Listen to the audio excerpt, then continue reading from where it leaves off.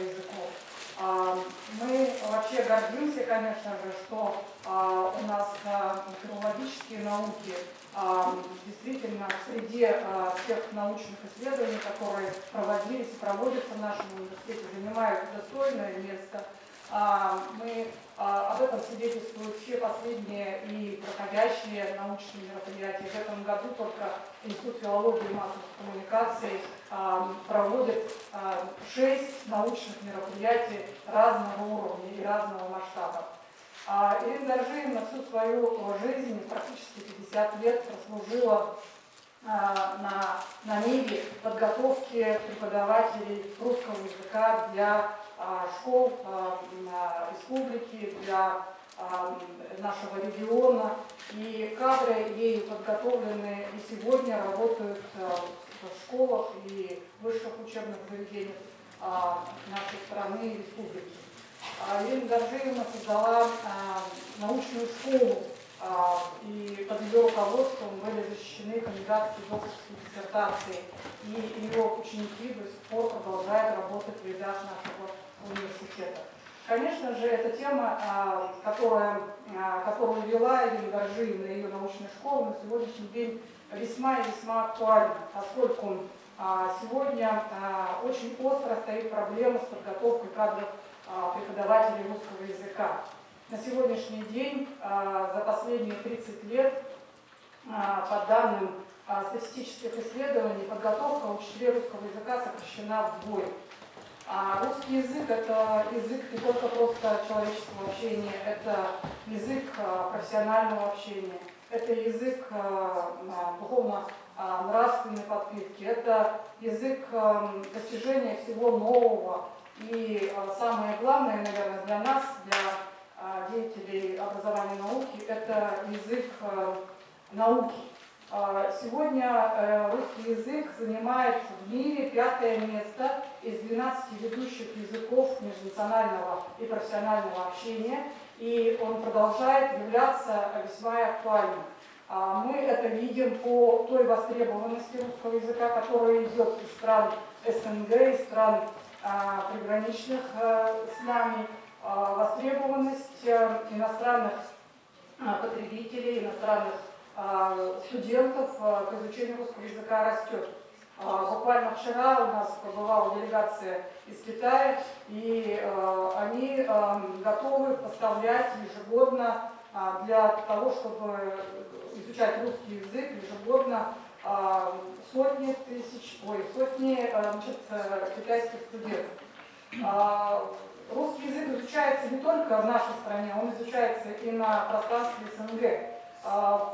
Буквально недавно посетившая нас делегация из Казахстанского университета, Восточно-Казахстанского университета города Усть-Каменогорск, поведала нам о том, что даже в Усть-Каменогорск едут турки, корейцы для того, чтобы как раз изучать русский язык.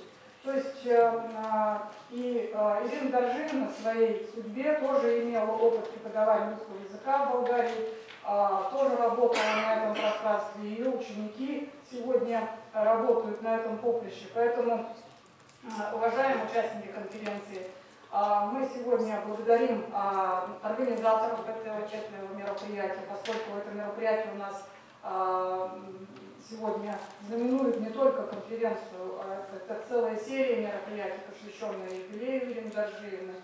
Пройдут еще мероприятия по повышению квалификации учителей. Поэтому, уважаемые участники всех этих юбилейных мероприятий, мы вас очень призываем, во-первых, актуализировать эту тему сегодня, поддерживать эту тему, во-первых, и подготовку учителей русского, и чистоту русского языка. И, конечно же, мы желаем вам сегодня успешной работы и расширения пространства применения русского языка. Успешной работы!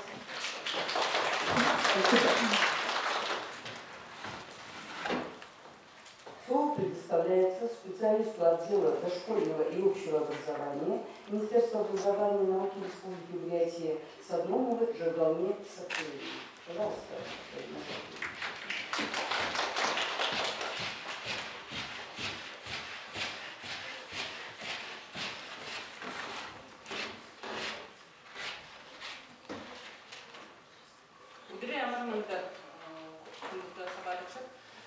день, уважаемые участники конференции.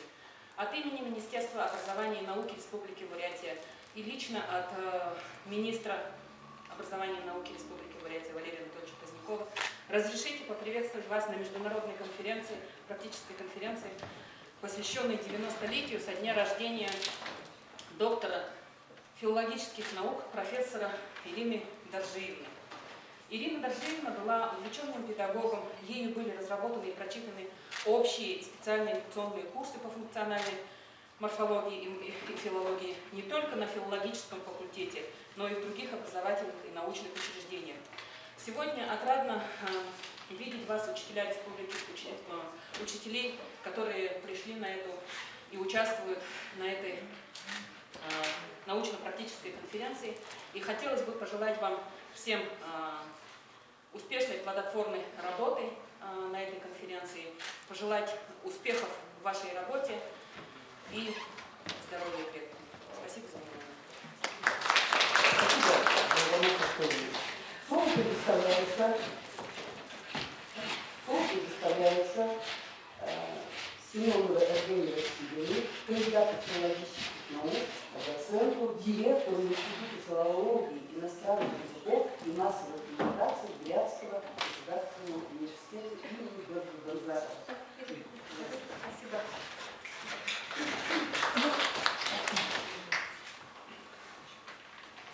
Дорогие участники, дорогие студенты, дорогие преподаватели, позвольте от имени нашего института поздравить всех нас с проведением такой конференции высокого статуса, международной научно-практической конференции, функционирование и развитие языков в условиях контактирования. Это уже третья конференция, и знаменательно, что это посвящена 90-летию доктора филологических наук, профессора Ирины Доржиевны-Бухаевой. Я сама лично очень рада, что мне посчастливилось поработать на филологическом факультете тогда и видеть Ирину Доржиевну в действии, такого очень увлеченного и очень творческого педагога, профессора, ученого. 31 октября 2022 года исполнилось бы 90 лет, и эта дата для нас очень важна. Мы специально отмечаем ее, поскольку вклад этого человека очень значительный. Ирина Доржиевна – увлеченный педагог. Ею разработаны общие специальные лекционные курсы функционирования морфологии и фонологии, которые читались не только на филологическом факультете, но и на других подразделениях нашего университета и других образовательных организациях. Требовательный преподаватель, строгий экзаменатор и в то же время очень доброжелательный человек.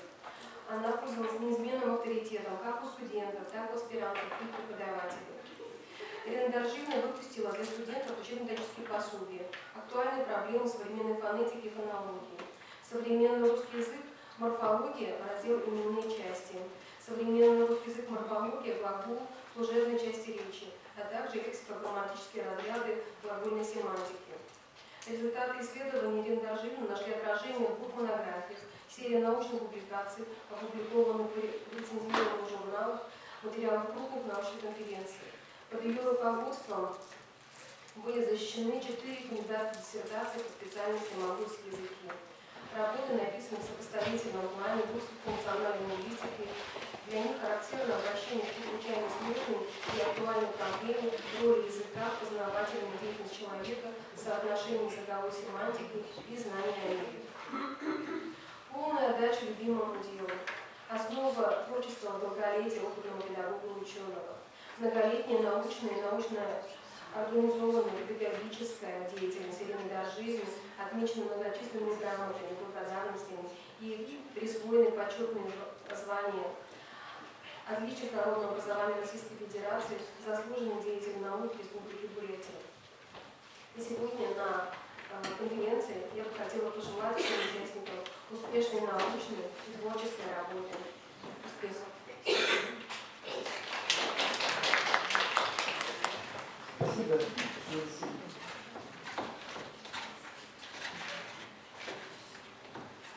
Слово предоставляется представляется заведующий кафедрой русского языка и общего языкознания, кандидат филологических наук, доцентом Мартинской Мариной Борисовной.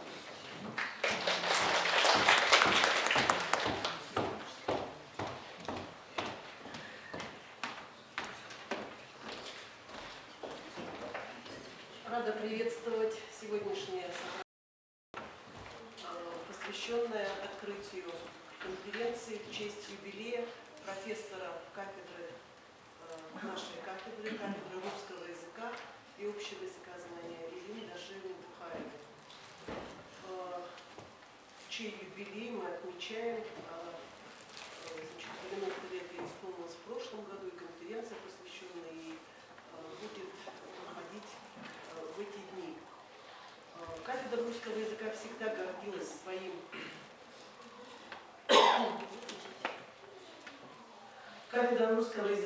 гордилась своим высококвалифицированным профессорско-преподавательским составом, который в каждом поколении отличался высоким уровнем преподавания, продуктивной научной деятельностью. Ирина Дашевна пришла на филологический факультет, имея за плечами 8 лет работы в школе, и прошла на кафедре путь от лаборанта до профессора, проработав почти полвека в высшей школе. Труд ее отмечен высокими государственными наградами. Она отличник народного просвещения, заслуженный деятель науки Республики Бурятия, ветеран труда. Круг научных интересов Ирины Дашевны весьма основательный. Она занималась актуальными проблемами современной фонетики и фонологии в сопоставительном аспекте. И ряд проблем функциональной грамматики русского языка и сопоставительной грамматики русского и бурятского языков в конце концов составили такой довольно широкий круг научных интересов.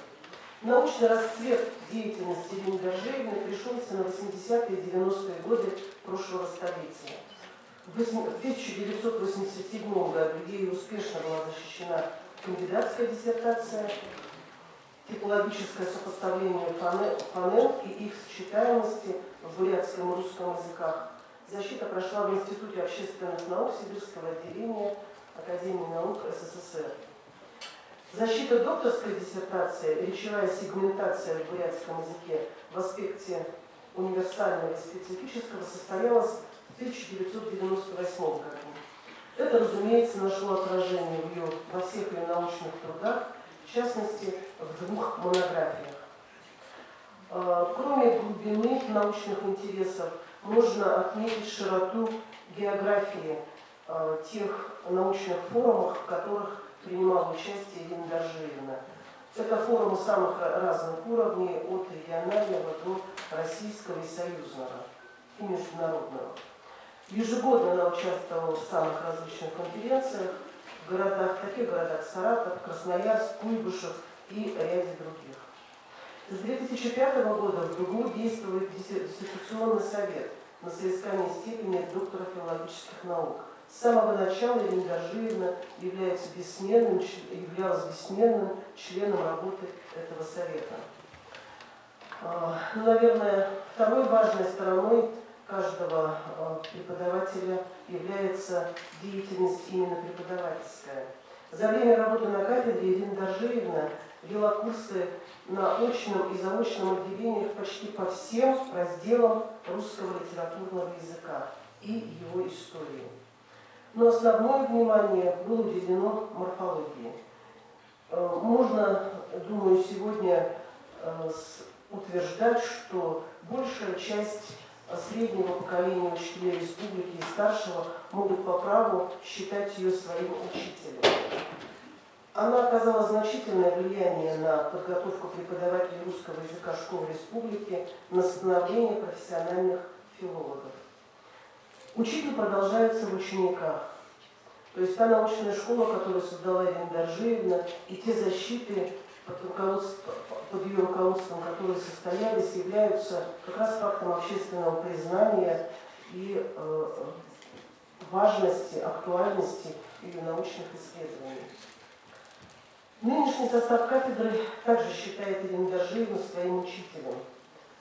Нам она запомнилась, как всегда, элегантная, с очень хорошо поставленным таким звучным голосом, решительная, энергичная, ну и прежде всего как одаренный педагог, щедро делящийся своими знаниями и научными идеями, крупный ученый, профессиональный исследователь-лингвист, сделавший весомый вклад в отечественное языкознание.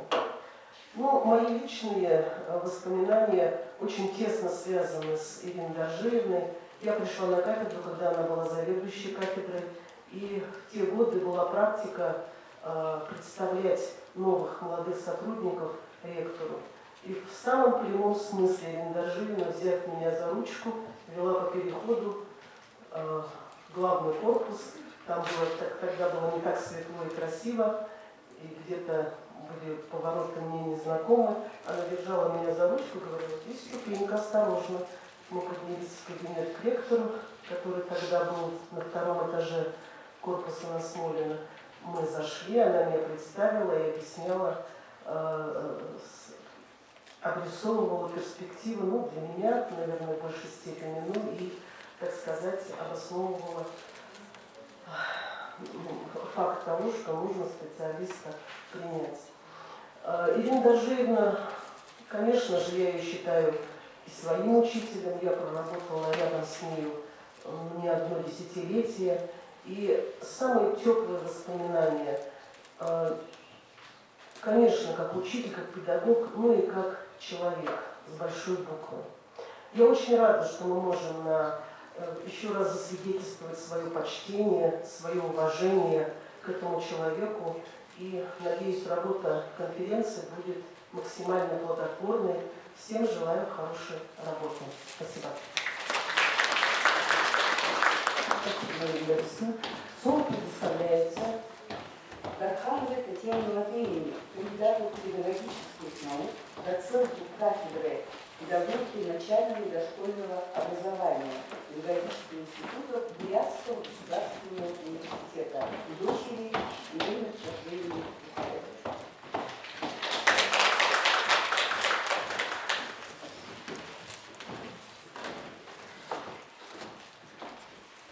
Здравствуйте, уважаемые коллеги, уважаемые студенты. Я от семьи большой династии Басаевых, которых работало здесь, в стенах БКБ 6 человек. От Бухаевых, вот нас сегодня вместе с мамой двое. Конечно, хочу выразить свою благодарность руководству Бурятского государственного университета. Хочу выразить благодарность кафедре филологии и общего языкознания за то, что вы нам, дорогие коллеги, даете возможность еще раз вспомнить нашу маму. Мы ее помним, конечно, как маму.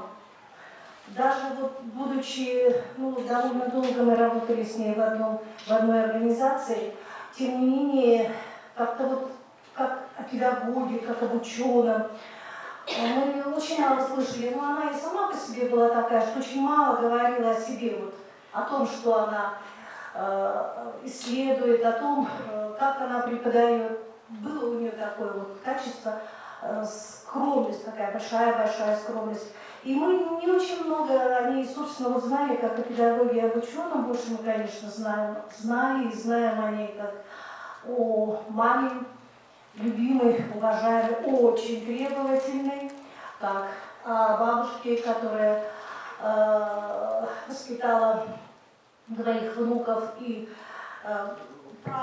правнуки старшая. Вот старшая Ирина сейчас находится здесь, внучка нашей бабы Кристины Гришин. Да, вот внук старший, правнук старший, Александр, представители сегодня вот поколения, уже следующего поколения, еще трое правнуков у нас в Москве и здесь, конечно, в Улан-Удэ. И мы признательны вот этой традиции, которая сегодня в БГУ есть и так долго поддерживается, что она дает возможность не только вам, коллегам, вспомнить такие хорошие, милые, иногда трогательные воспоминания о ней, ну и о любом человеке, которому посвящается конференция. И, конечно, вспомнить нам. Мы, дети, конечно, помним о маме, а вот внуки и правнуки уже, к сожалению, нет. Оказывается, мы очень мало говорим, очень мало рассказываем. И вот эти воспоминания, они пробуждаются время от времени, а вы, дорогие, руководство, кафедра, дорогие коллеги, студенты, которые сегодня присутствуют, как раз дают возможность установить вот эту связь между династиями, связь между временами, которая позволяет уже дальше нашим внукам, правнукам помнить о тех людях, которые, в общем, для БГУ были достаточно значимыми, достаточно весомыми во всех начинаниях, во всех проявлениях. А для нас, детей, понимание, уважение к маме в данном случае, к маме, к бабушке со стороны коллег и студентов. И понимание того, что, я не знаю, можно я так много скажу, да? Того, что вот в словах и чувствах коллег, учеников, аспирантов, студентов, День Доржиевны, мамы, проявляется не только уважение, что, в общем-то, наверное, естественно, а вот такое чувство большой преданности, наверное, и преклонения. Но вот это чувство преклонения для нас, и для меня, кстати, как для дочери, очень ново и очень трогательно. Поэтому особенно хочу сказать большое спасибо кафедре, вице-заведующей кафедры Марине Борисовне, Екатерине Александровне, которая 10 лет тому назад, тоже под ее руководством была конференция, посвященная 80-летию, это было еще, когда мама была жива. Конечно, Дарье Шагдуровне, на плечах которой, в общем, и та конференция была, и сегодня эта конференция.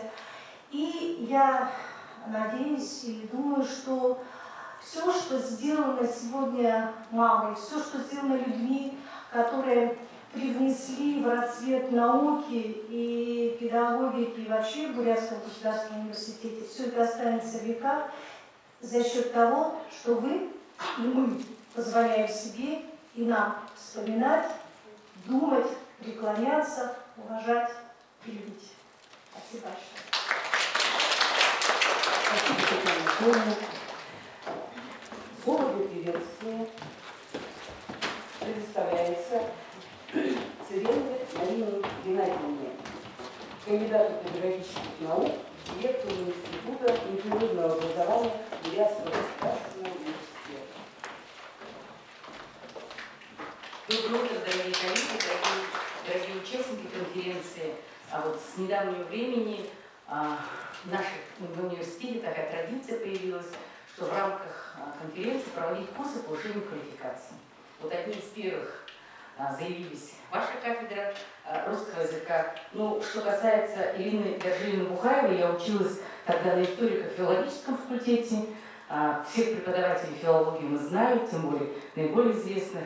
Хотя они у нас не вели предмет, но мы их видели по коридорам, да, и считаю, что историческая память – это очень важный момент, не только для семьи.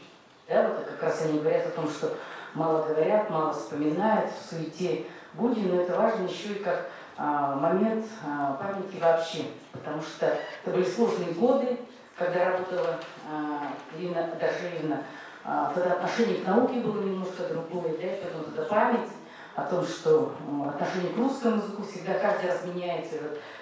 Не только история такая, наука, русский язык тоже очень такой живой, да, язык. Мы сейчас с вами видим, что от русского языка тоже очень много, с ним надо бороться, вернее, не с ним, а за него надо бороться, да, потому что появление новых фразеологизмов, новых слов, новых понятий, мы иногда не понимаем современное поколение, поэтому русский язык нужно все-таки развивать, двигать вперед и говорить на хорошем русском языке, который мы частенько уже сейчас забываем. Поэтому, дорогие коллеги, у нас в рамках конференции замечательные курсы проходят по подготовке к единому госэкзамену. Ну что сделать, беда это такая пришла, осталась. Но теперь я даже думаю, что это не беда, может какой-то тоже позитивный ресурс есть в этом, хотя говорят, вот отменяет тебя. Я думаю, его не отменят в ближайшее время. Поэтому есть работать над чем? Учителям русского языка, потому что он все-таки обязательный. Поэтому в рамках конференции хотела бы, чтобы обсудили очень много важных, серьезных вопросов. Самое главное, пожелать учителям успешного окончания учебного года. Я здесь вижу учителей русского языка и литературы. Рада вас приветствовать, то, что вы всегда приходите на наши курсы, у вас есть желание учиться, и кафедра русского языка проводит большую в этом отношении работу. И что самое замечательное, часть финансовых расходов конференции вот за счет наших курсов. Поэтому, коллеги, спасибо вам большое. Учитесь, чтобы конференция была интересная, понятная, и самое главное, что принесла определенную пользу. Какую пользу, как всякое научное сообщество собирается, самое главное обсуждать. Я всегда школьникам говорю, когда конференции проходят исследовательские, вот вы пришли на конференцию с докладом, если вы ушли с этим же докладом с конференции, эффекта никакого нет. Вы должны послушать других, понять свою проблему, узнать у эксперта, что там в вашей работе не так. То есть вот именно проявить такую активность. Поэтому я желаю вам, коллеги, продолжать учиться, всего самого наилучшего, успешной работы конференции. Спасибо. Спасибо, Марина Борисовна. Не надо, но хорошо, извините, пожалуйста. Просто я очень спешу. Сегодняшнему дню, к сегодняшнему нашему большому мероприятию кафедра русского языка выпустила совместно с библиотекой нашего Бурятского госуниверситета выпустила библиографический указатель, называется. Здесь собраны воспоминания коллег, воспоминания русских подруг, воспоминания наших членов нашей кафедры, воспоминания учеников. Здесь указаны основные вехи нашей Ирины Дашиевны и какие статьи, работы вышли вообще о профессоре Ирине Дашиевне Бухаевой. Можно я зачитаю всего 2-3 вещи? Очень хочется. Свои воспоминания написал в этом указателе наш Александр Петрович Манеров. Вы знаете, чуть-чуть немного, но меня всегда восхищает тема Александр Петрович Манеров, который умеет найти самое основное в человеке. Знаете, вот начинаются эти воспоминания вот так. Обычно рядом с такими людьми слабые чувствуют себя под защитой, неуверенные обретают решительность, а недоброжелатели поневоле испытывают уважение. И вот личность Ирины Дашиевны меня восхищала яркой гармонией, что называется, формой и содержанием. Правильные черты лица отвечали такому устройству ума, духа и души, которое лишено несоответствующих этому облику черт, лени, лжи, непорядочности и подлости, мелочности и узости взглядов. Может быть, единственное, что было в некотором избытке, это сила голоса, звучание которого и глухого заставило бы обернуться. Но, думаю, и громким голосом Ирина Дашиевна была одарена не случайно. Ирина Дашиевна – прирожденный педагог, тот, кто по своему призванию обязан заставить слушать его. Вот Надежда Александровна Горбанова пишет о том, что Ирина Дашиевна Бухаева была яркой, цельной, неординарной личностью, искренней и удивительно щедрой, широкой души человеком. Это ощущалось сразу. Достаточно было первого взгляда, чтобы почувствовать всю мощь, силу ее независимого характера, энергию, которые проявлялись во всем, в кривом волевом взгляде, иногда жестком и непримиримым, иногда добрым и растроганным, но всегда умным и проницательным, в ее уверенных движениях, стремительной походке, в упрямом наклоне головы. Восхищала ее эрудиция, глубина познания, умение проникнуть в самую суть любого вопроса. Ее речь всегда отличалась четкостью формулировок и логичностью суждений, темпераментностью и выразительностью подачи. воспоминания первого друга, это вот наша Либерия Лаврентьевна Маркова, которая сидит с нами.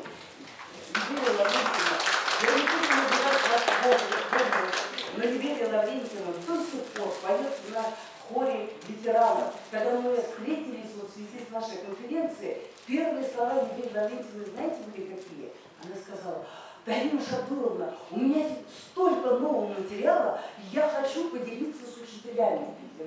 Либерия Лаврентьевна, приглашаем обязательно, конечно, но мы приглашаем вас выступить на нашей конференции. Либерия Лаврентьевна будет выступать в мастерской учителя. Так вот, Либерия Лаврентьевна пишет о том, что я автор этих строк, считаю себя не просто коллегой, другом, а первым другом.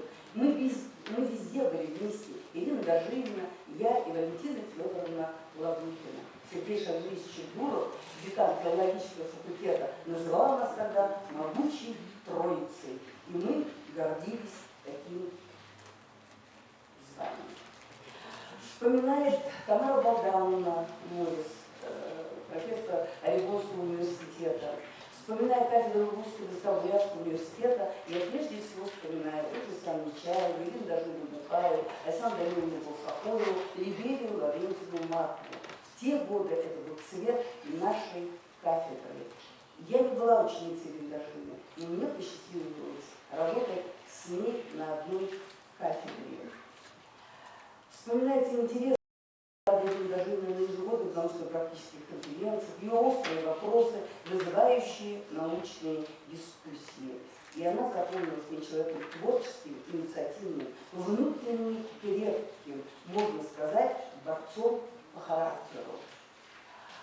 Александра Даниловна Бусахоева заведовала кафедрой, нашей кафедрой русского языка с 1987 по 1992 годы. Александра Даниловна пишет о том, что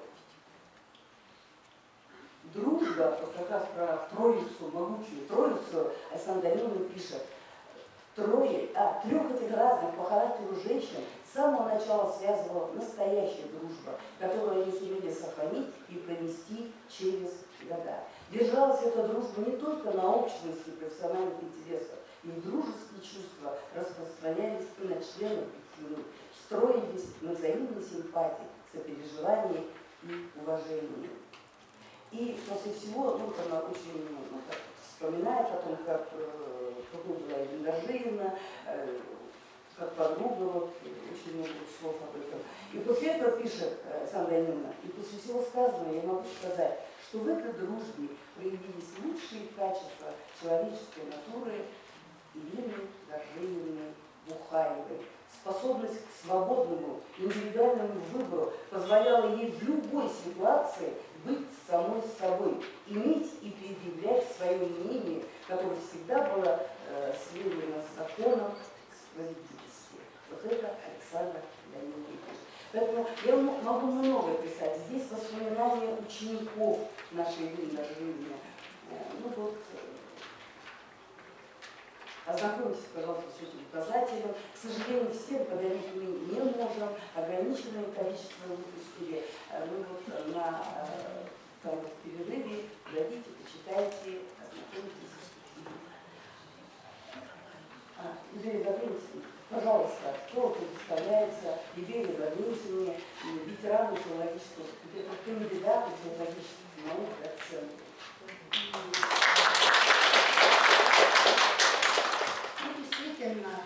Для меня дружба с Ириной Дажининой – это, конечно, особая статья в моей жизни.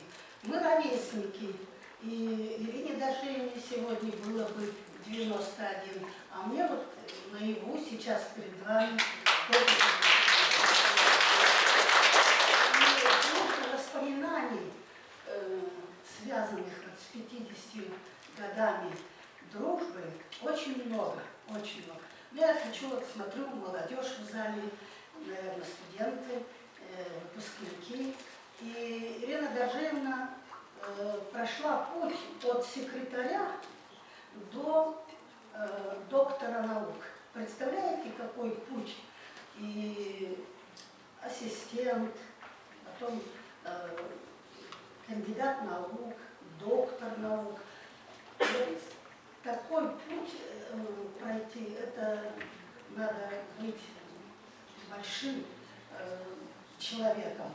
И я хотела сказать, что лекции, которые читала Ирина Дашевна, она настолько свободно владела материалом, как-то был случай, забыла дома текст лекции. Уже прозвенел звонок, а надо начинать читать студентам. 20 аудитория у нас на втором этаже. Вот. А текста нет. Ну, она, конечно, позвонила, но пока это несли, Ирина Гажиевна свободно читала вот этот материал, которым она владела. Очень строга была по отношению к студентам на экзаменах, чтобы когда-нибудь или кто-нибудь посмел заглянуть в шпаргалку. Это был случай, по-моему, даже невозможно себе представить. И студента она сразу, ну, так, грубо говоря, выпроваживала из аудитории, отменяла ему экзамен. Ну, в следующий раз уже этот студент, конечно, не решался на такое. Очень была человеком, ну, таким общительным. Я как-то где-то прочитала, что если вы обратили внимание, что человек так смеется от души заливисто, то это хороший человек. Вот у Ирины Дашевны, ну, мы дружили семьями, они еще только появлялись. Вот я вот сейчас смотрю на них, даже и представить себе не могу, вот, что это внуки Ирины Дашевны. И Ирина Дашевна вот умела от души так посмеяться, от души. Я как-то пришла к ней в больницу и, ну, посетить ее. И зашла к ней в палату, а у меня брови-то я крашу, один там покрасила, другой-то забыла. Смеху, так от души, так по-доброму. И я так про себя подумала, думаю, правильно я где-то прочитала. Если человек так открыто, хорошо, красиво смеется, значит, он хороший человек. Вот Ирина Гажиевна была таким человеком. Ну, конечно, я как-то вот всех пережила, но очень горжусь тем, что работала с Ириной Гажиевной, дружила с Ириной Гажиевной. Нас было трое: Валентина Федоровна Лаврухина, среди присутствующих здесь учителей, наверное, Валентину Федоровну помнят. Она была человеком солидным, таким высоким, и поэтому мы всегда, если трое возвращались из института, то по бокам, по краям. А Валентина Федоровна у нас была в центре. Сергей Шадрич действительно любил нас называть или могучей, или великой Троицей, я точно не помню. Когда институт стал университетом, тут у нас немножко отношение к такому событию не было одинаковым. Я считала, что нельзя терять подготовку учителей. И вот как будто смотрела вперед. Сейчас так не хватает учителей русского языка. Просто кризис, настоящий кризис. А когда открыли университет, то больше внимания и больше к тому, чтобы теоретически был подготовлен. Да, это так, это действительно, он должен теоретически быть подготовлен. Но у учителя на первый план все-таки встает методика. Не что, а как преподнести. Как именно преподнести. Вот это как, оно сейчас упущено. Поэтому, может быть, теоретически студенты подготовлены, хорошо знают теоретический материал, но в 5 классе его надо уметь подать, а не просто сказать, что частица мест глаголом пишется раздельно. Вот. Надо как-то подать, о чем, может быть, мы сегодня вот поговорим в секции. Вот. Поэтому тут мы с Ириной Гажиевной у нас были разногласия. Я считала, что все-таки надо в пединститут сохранить. Ну, вот такие идеи, пожалуйста. Спасибо, Да, Елена да. Владимировна. Спасибо большое организаторам, что меня не забывают. Вот. Я уже долгожителем считаюсь и все-таки присутствую на конференции. Спасибо всем, кто меня помнит. Вот. И спасибо Ирине Дажине, моим другом, большим до конца действия жизни.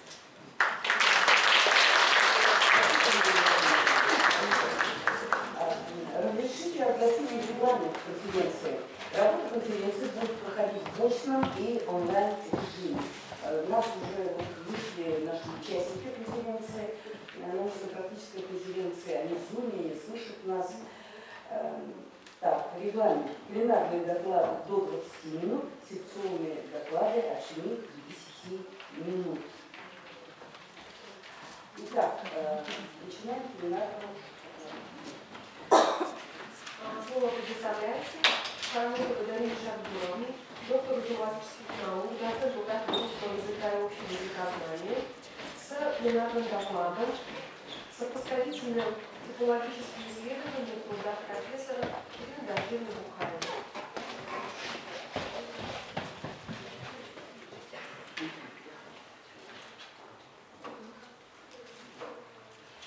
Итак,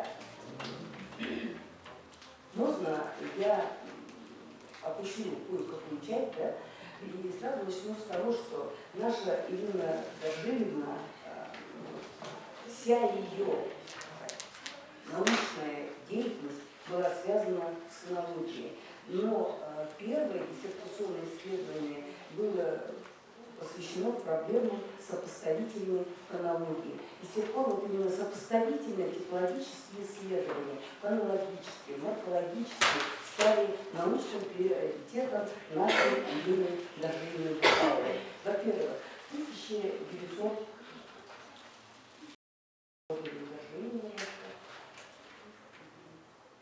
1987 году в Бурятском научном центре Сибирского отделения Российской академии наук Ирина Дажиевна защитила диссертацию «Типологическое сопоставление фонем и их сочетаемость в русском и бурятском языках».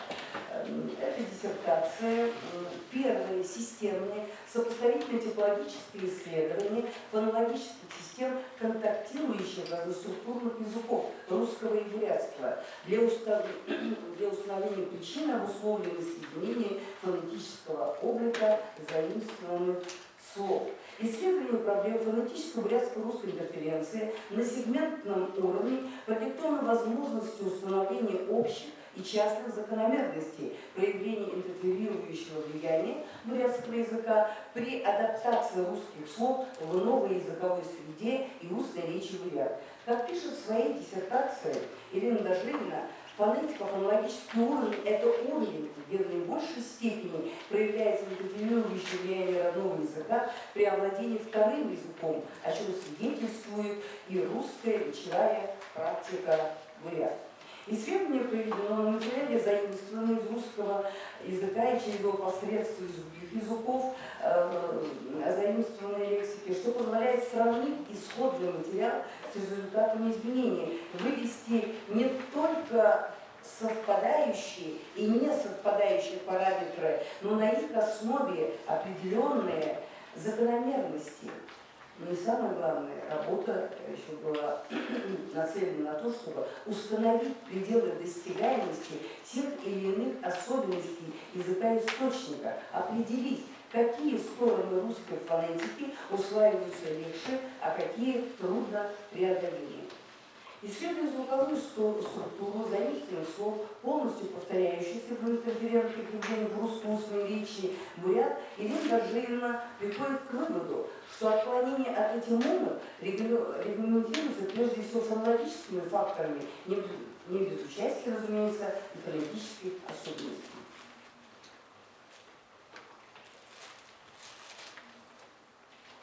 С другой стороны, Ирина Дажиевна в своем исследовании приходит к выводу, что не всегда фонетическая структура заимствованных слов может быть показателем сдвига в бурятской фонетике, расширения позиционных и синтагматических возможностей ее элементов под влиянием русского бурятского языка.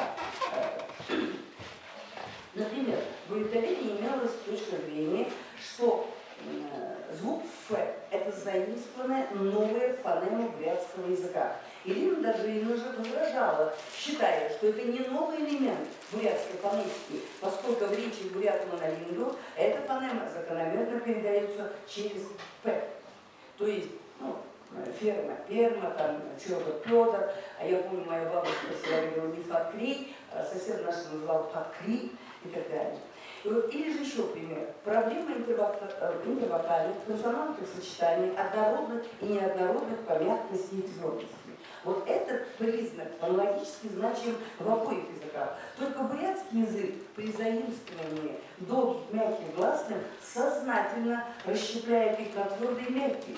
Причем при позитивном положении при этом занимает твердые согласные. Например, горячуха, пособие горячуха, плавное «р» отвертевает, при заимствовании ему вместо горячуха слышит вышуха, тюрьма слышит тюрьма и так далее. Ирина Дождина связывает неприятие бурятским языком соседство мягких согласных с действием такой закономерности бурятской фонетики, как полотальный синхронизм, а также с действием ряда ограничений, которые определяются слабой функциональной нагруженностью и позиционными особенностями мягких согласных в заимствующем языке. Таким образом, в бурятском языке соседство двух мягких согласных исключено. Оно подвластно только тем бурятам, русская речь которых свободна от акцентных явлений. Далее, в диссертационном исследовании Ирина Дождина обнаружила как совпадающие параметры парадигматики и синтагматики, так и черты различий в сопоставляемых языках ищет ответы на вопросы. В чем причина этих несоответствий? Чем, какими законами определяются несоответствия в составе фонем в их акустико-артикуляционных характеристиках, функциональной нагруженности гласных и согласных, фонематической значимости и незначимости тех или иных признаков, особенностях проявления совпадающих признаков в характере, сочетаемости звуковых единиц и так далее. То есть во всех исследованиях Ирина Дождина всегда придерживалась своего золотого правила. Нам не нужна констатация фактов, нам нужны сами факты и их анализ. Уровень – это есть в языке, этого нет в языке, это не наука. В 1998 году в Институте маловладения будологии и тибетологии Сибирского отделения Российской академии наук и блестяще защищена диссертация «Речевая сегментация в русском и бурятском языках в аспекте универсального и специфического» на изыскании ученой степени доктора филологических наук, выполненной в рамках когнитивного подхода. В поле зрения Ирины Дождиной остается фонологическая система бурятского языка в аспекте общей проблемы порождения речи.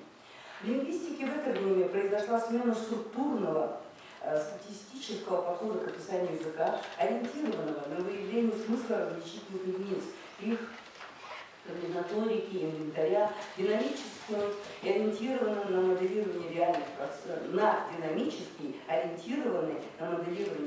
процессов, говорения и понимания. В связи с новыми направлениями современной лингвистики, с ее ориентацией на речевую деятельность человека в аспекте порождения речи, происходит обновление фонетической науки, меняются способы описания объекта, что идет к пересмотру некоторых уже устоявшихся лингвистических гипотез. Это цитата Пожарицкой и Кносина. Ирина Дождина цитирует в своей работе также Вандака. И, возможно, вот здесь вот кроется один из ответов на то, как появилось это исследование. Ирина Дождина очень горячо всегда рассказывала о своей докторской диссертации, о своем объекте исследования, о предмете исследования. И вот она цитирует Бандака в своих работах, всегда говорит о том, что прежде всего изменился сам объект артикуляционного, то есть физиологическое и акустическое описание. Если с самого своего зарождения и до сравнительно недавнего времени артикуляционное описание предполагало регистрацию положения или движений произносительных органов во время речи, то сейчас вопрос стоит о механизмах управления артикуляционной деятельностью, то есть о том, какие программы должны существовать в управляющих отделах мозга, чтобы обеспечивалась столь сложная по степени координированности и вариативности двигательная деятельность того сложного комплекса, который мы называем органами речи. И вот именно впервые в работе Ирины Дождевиной звуковая система бурятского языка исследуется с позиции когнитивной лингвистики, с переориентацией артикуляционно-акустических и перцептивных характеристик звуковых сегментов на звучащую речь. Подробно в работе исследуется синтагматическая фонология бурятского языка, как я уже говорила, в аспекте упражнения речи, ибо, как считала Ирина Дождевина, специфика фонетико-фонологической системы заключена прежде всего в синтагматических отношениях составляющих ее единиц. И, конечно же, Ирина Дождевина не обходится без сопоставительного метода. В основе, так как она считала, что в основе всех исследований всегда лежит сравнение языковых фактов. Закономерности в сочетаемости функционально значимых единиц, фонем ее компонентов, фонологической структуре слов каждого конкретного языка глубоко специфичны, как и все другие средства выражения плана содержания. Специфичны они, конечно, и в бурятской фонологической системе, и особенно наглядно могут быть представлены сопоставлением в этом плане с другими языками. И вот специфичность бурятской фонологической системы выявлена в исследовании Ирины Дождевиной в сопоставлении с русским языком. И в работе поставлено много вопросов, вот только вот некоторые из них. Каким представляется механизм рождения звуковых оболочек бурятского слова, как он действует внутри каждой фонограмматической модели. Некоторые положения, выдвинутые Ириной Дождевиной, безусловно, до сих пор дискуссионны, спорны, да, но Ирина Дождевина отставила точку зрения. Например, вот, один из положений ее докторского исследования, она ставила точку зрения, что словесного, именно словесного ударения в бурятском языке нет, так как демаркационные функции, единственная функция, которая отведена бурятскому словесному ударению, могут выполнять и суперсегментные единицы, например, пауза, хотя присутствие в потоке речи и быть не может иногда. Но главный пограничный сигнал – это все звуковые оболочки звуковых единиц в целом. Результаты исследования Ирины Дождевиной нашли отражение в ее первая монография – это типологическое сопоставление фонем и их сочетаемости в русском и бурятском языках. Монография вышла в Новосибирске. Следующее. Сегментация речевого потока в бурятском языке вышла уже в издательстве Бурятского госуниверситета. У Ирины Дождевиной достаточное количество научных публикаций, опубликованных в лицензируемых журналах, материалов крупных научных конференций. Нельзя не отметить, что работа Ирины Дождевиной – это настоящие образцы глубокого научного подхода к исследованию явлений, детального и всестороннего анализа. И вот мы уже говорили сегодня об этом, и мы помним, что ценность истинного ученого, его главным достижением – это ученики. И, конечно, наша Ирина Дождевина не является исключением, потому что она щедро делилась со своими учениками, знаниями, бесценным опытом. Она старалась привить им интерес и любовь к лингвистике. И вот одним за другим в начале 2000-х годов прошли блестящие защиты кандидатских диссертаций учеников профессора Ирины Дождевиной-Бухаревой. Работы были написаны в сопоставительном плане в русской функциональной лингвистики. Для них было характерно обращение к чрезвычайно сложной и актуальной проблеме роли языка в познавательной деятельности человека, соотношение языковой семантики и знаний о мире. И вот именно применение функционально-семантического подхода к сопоставительному анализу типологических контрастных языков русского и бурятского знаменовало начало нового этапа в сопоставительных исследованиях категориальных ситуаций в бурятоведении. Итак, изучение морфологии осуществлялось в функционально-семантическом аспекте. Мы все помним, как Ирина Доржина вот эти 3 постулата выводила на первой странице всех своих учебно-методических пособий. Кстати, вот, вышло в издательстве 2-е издание работ Ирины Доржиной-Бухаевой. Мы очень рады вам сообщить эту новость, потому что очень долго не получалось, но вот к этой дате вышло учебно-методическое пособие Ирины Доржиной-Бухаевой. 2-е совместное наше с Ириной Доржиной-Бухаевой выйдет в конце мая.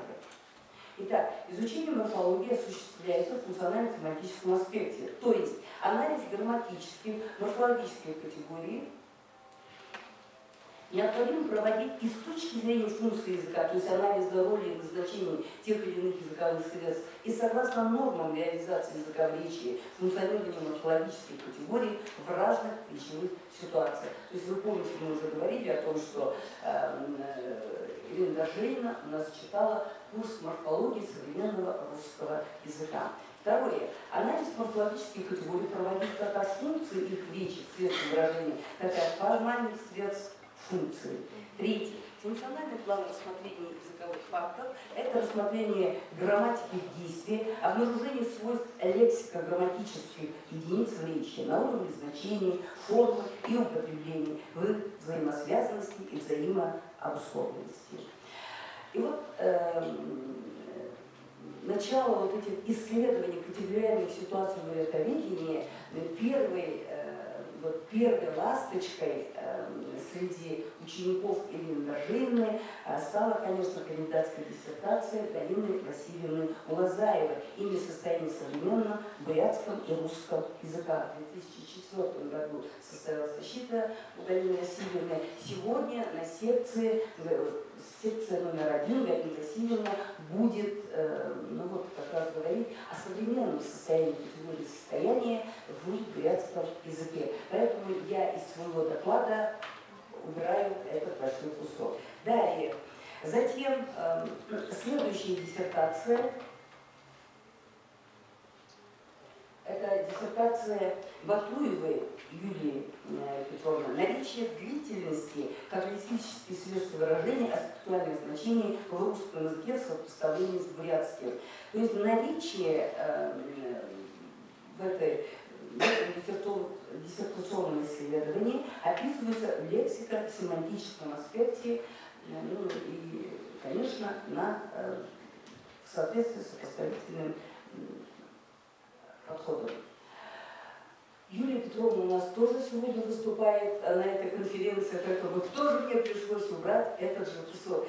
Просто хотелось бы сказать, что ученики Ирины Доржиной благодарны Ирине Доржиной, они помнят Ирину Доржину. И наша конференция и курсы, которые проводятся в рамках этой конференции, это все это дело рук учеников Ирины Доржиной. Курсы проводит у нас Кармажапова Лариса Алексеевна, она защитилась также Ирины Доржиной, и ее защита в 2009 году прошла в 2009 году. Да.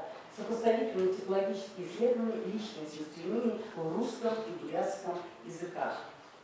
Далее, в 2008 году по категории каузативности в сопоставительном плане была защищена кандидатская диссертация Елены Александровны Дадуевой «Каузативное отношение глагольной лексики бурятского языка в сопоставлении с русским». Следует отметить, что ученики Ирины Доржиной продолжают развивать идеи своего наставника. Елена Александровна Дадуева в 2022 году защитила в Институте и заказании Российской академии наук в Москве, защитила докторскую диссертацию по теме «Каузативные конструкции в бурятском языке, функционально-семантические и лингвокогнитивные аспекты». Ученики продолжают делать своего учителя, но Елена Александровна будет выступать после меня, поэтому вот, Елена Александровна затем все так вот подробно изложит в своем докладе. Конечно, мы всегда говорили о том, что творческий потенциал Ирины Дождиной был просто неистощим. Если бы Ирина Дождиновна оставалась с нами, вот, наверное, все же нам кажется, что сопоставительная грамматика разноструктурных языков, каковыми является русский и бурятский язык, эта сопоставительная грамматика состоялась бы. Но сейчас работы идут, ученики на месте не стоят, соединившись с отделом языкознания, да, с отделом языкознания нашего Бурятского научного центра, с институтом монголоидной биологии и тибетологии, я думаю, что грамматика, сопоставительная грамматика русского и бурятского языков должна все же состояться. Итак, Ирина Дождиевна, мы помним с ней Ирину Дождиевну, и как большого ученого, и как замечательного педагога, и как мудрого наставника. Поэтому я Ирину Дождиевну до сих пор, вот, честно сказать, мне Ирины Дождиевны не хватает.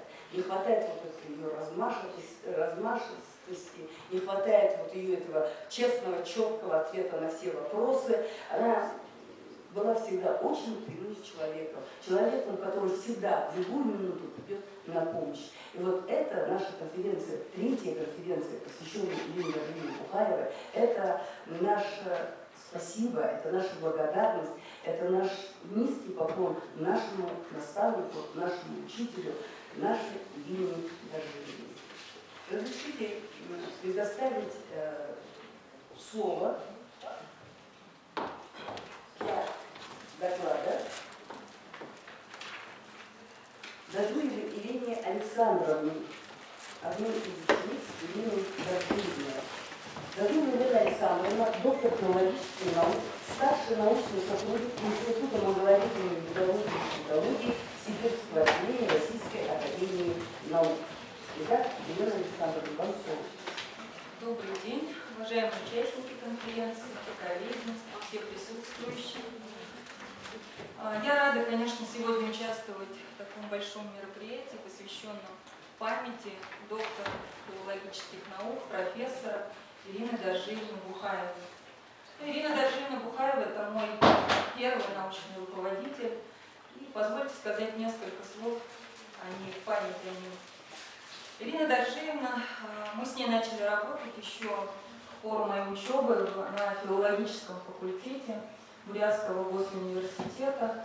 Она была сначала руководителем моей курсовой работы, затем дипломной работы. И в 2008 году мы вместе с ней защитили кандидатскую диссертацию по категории каузативности в русском и бурятском языках. Ирина Дождиевна обладала очень тонким лингвистическим чутьем, и она понимала, какая тема может стать основой для хорошей научной работы. И тема, предложенная Ириной Дождиевной, стала, конечно, судьбоносной для меня. Сначала, когда я получила, можно сказать, тему для будущей дипломной работы, я была напугана. Тема оказалась достаточно сложной, такой, очень неисследованной. И действительно, когда я искала материал, практически сложно было найти и материалы, и проблема была не исследована, и в бурятском языкознании практически таких работ не было. Но, однако, позже, конечно, я со временем начала понимать, что насколько уникальную и особенную работу мне предложила, тему, вернее, предложила мне Ирина Дождиевна, и за что я, конечно, очень ей благодарна. Ну, как сегодня подчеркивала Дарина Шадуровна, именно функционально-семантическое направление в грамматике русского, бурятского языков старалась развивать Ирина Дождиевна, и мы, ее ученики, конечно, очень ей благодарны за то, что она такую нам благодатную тему для исследований предложила. Она обратила, конечно, мое внимание к такой очень чрезвычайно сложной, но актуальной проблеме функционально-семантической категории каузативности. Она показала мне возможности и пути исследования каузативных конструкций, каузативных отношений на материале бурятского и русского языков. И предложенная ей тема на долгие годы стала предметом моих исследований и дала мне путевку в научный мир. И позвольте сегодня в память об Ирине Доржиевне, в дань уважения, представить вашему вниманию доклад, посвященный описанию каузативных конструкций бурятского языка с точки зрения семантики и способов выражения. Актуальность нашей работы определяется необходимостью исследовать категорию каузативности в бурятском языке в русле современных лингвистических направлений и выявить специфику каузативных конструкций бурятского языка. Каузативность рассматривается нами как комплексная система интегрированных смыслов, отражающих видение причинно-следственных связей носителями языка. Понятие каузативности отражает каузативные отношения. В лингвистике каузативными считаются не любые причинно-следственные отношения. Так, в теории каузативности важной представляется необходимость отличать каузативные конструкции от каузальных конструкций. Каузальные конструкции отражают более широкую категорию каузальности, которая выражается в основном в сложно подчиненных предложениях. Каузативность же это глагольная категория, и если в причинных конструкциях, что вполне естественно, реализуются все теоретически допустимые варианты причинного значения, то в каузативных реализуется только непосредственная причина. И каузативность, чем интересна для исследования, она выражается не только сложно подчиненными предложениями, это множество разноуровневых средств выражения. В этом, конечно, благодатность этого направления, этой темы. И семантика каузативности далее отражает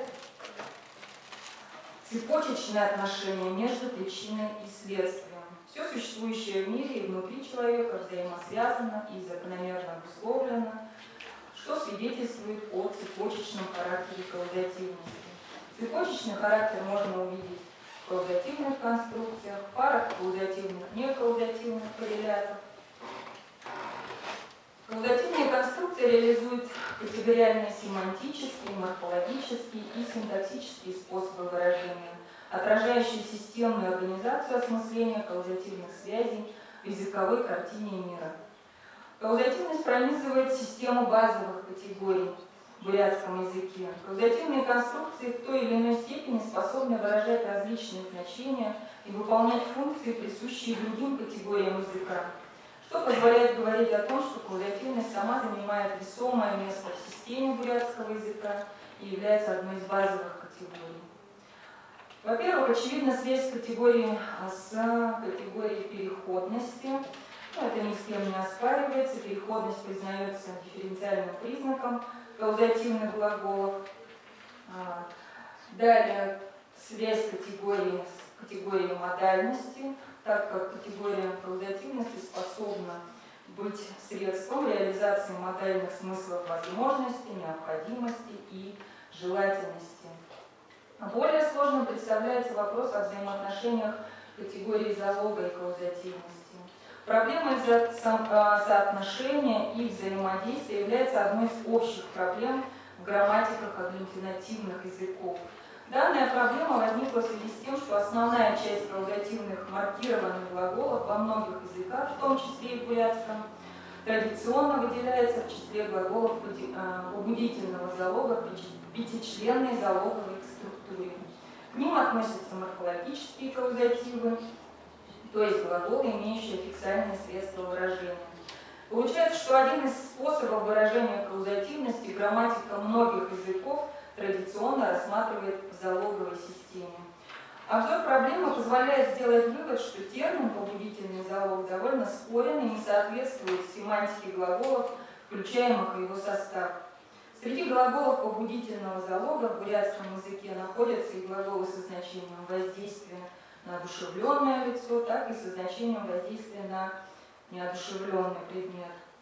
Например, глагол «умтулха» – «усыплять», и глагол, допустим, «хатаха» – «сушить» одинаково относятся к глаголам побудительного залога. Очевидно, что каузируемым объектом в этом случае является неодушевленное лицо, одушевленное лицо, потому что нереально побуждать неодушевленный объект переходить, действовать и заставлять его переводиться в новое состояние. Конечно, это противоречит здравому смыслу. Неодушевленный предмет может только испытывать на себе то или иное воздействие, физическое. И получается, что семантика побудительного залога, конечно, не всегда соответствует значению всех каузативных маркированных глаголов, входящих в его состав. Мы считаем, что каузативность представляет собой более широкое понятие, чем побудительность. Каузативная конструкция отражает не только субъектно-объектные отношения, как залоговая. Каузация меняет аргументную структуру предложения и событийную, поэтому ее нужно рассматривать отдельно от залога. Так, каузативность представляет собой самостоятельную категорию, и побудительность относится к ней как часть к целому. Термин «побудительный» не идентичен термину «каузативный», а семантика каузативности значительно шире и не ограничивается лишь побуждением. Далее в нашей работе мы рассматриваем структурное устройство каузативных конструкций и показываем, что структурное ее устройство связано именно с семантическими и грамматическими свойствами.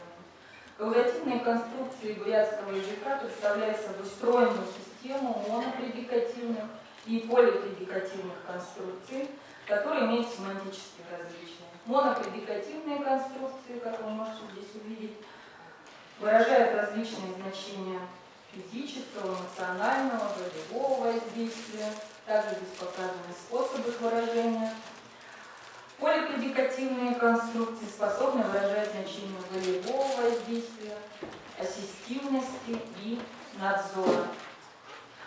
Полипредикативные конструкции, что интересно, предназначены для обозначения интерперсонального взаимодействия.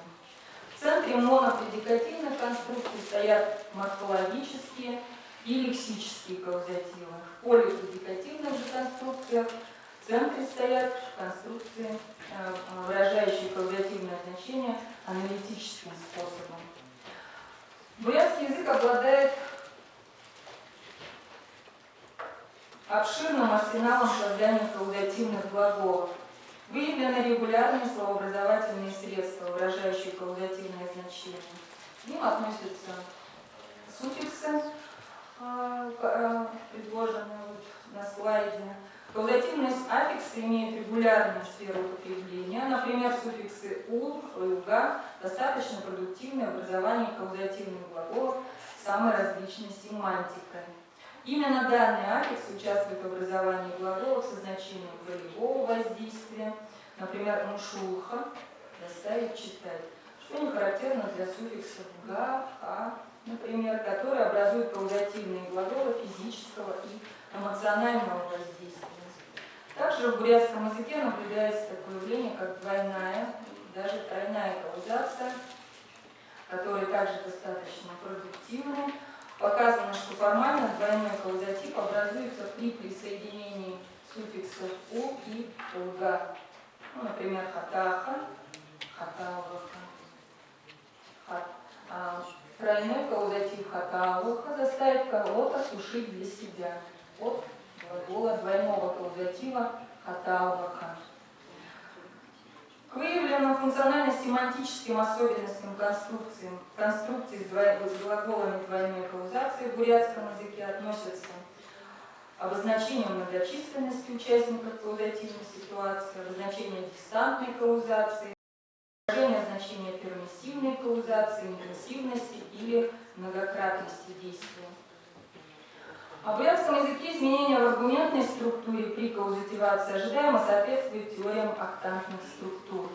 При каузативных глаголах, которые образованы от непереходных глаголов, объект воздействия занимает позицию аккузатива. А каузативные глаголы, которые образуются от переходных основ, предполагают присоединение косвенных дополнений. Интересно, что фактивная семантика чаще всего отражается в конструкциях с позиции инструменталиса, а позиция датива демонстрирует пермиссивную семантику. В бурятском языке были определены группы каузативных глаголов, которые выступают как матричные глаголы в составе выделенных нами двух семантико-синтаксических моделей, которые вы можете увидеть на слайде. Первая семантико-синтаксическая модель – это предикатный октант плюс каузативный глагол. Вторая модель – это модель с императивом и каузативным глаголом с союзом ГЖ. Были выделены 7 групп полипредикативных конструкций в бурятском языке с различной семантикой волевого воздействия. Ну, здесь тоже на слайде вы можете увидеть все эти 7 значений полипредикативных конструкций. Далее, в бурятском языке можно выделить основные семантические типы каузативных конструкций. Это контактные, дистантные, фактитивные, пермиссивные и ассоциативные типы конструкции. В бурятском языке семантика контактной каузации находит реализацию в монопредикативных конструкциях с лексическим каузативом, а также с морфологическими каузативами с показателями га, га, ха, ха. Выявлено, что способами выражения дистантной каузации служат морфологические каузативы с аффиксами ул и лга, а также двойная каузация и полипредикативные конструкции. Полученные нами выводы представлены на следующей схеме. Вы можете увидеть, да, как выражается дистантная и контактная каузация в бурятском языке. Ассоциативная каузация. Ассоциативная каузация мы выделяем по Сибатани.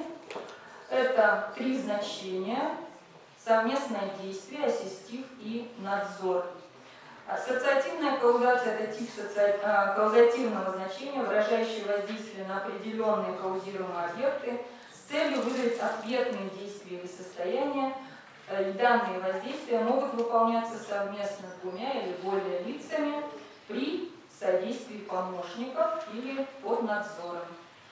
В бурятском языке ассоциативные каузативы со значением совместного действия и ассистива тесно связаны со значениями совместного и взаимного залогов. Ассоциативный каузатив в бурятском языке образуется только от переходных каузативных глаголов при помощи суффиксов лса и лда.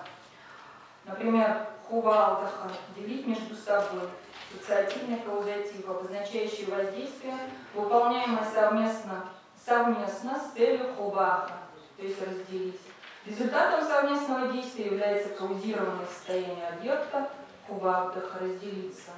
Выявлено, что значение совместного действия в бурятском языке выражается посредством монопредикативных конструкций с совместным падежом. Ассистивность в бурятском языке реализуется как в монопредикативных, так и в полипредикативных конструкциях. А в монопредикативных конструкциях это глаголы с показателем лса. Выявлено, что в полипредикативные ассистивные конструкции включают матричный предикат толха – помогать, и предикатный октант в форме причастия будущего времени с показателями дательного или винительного падежа.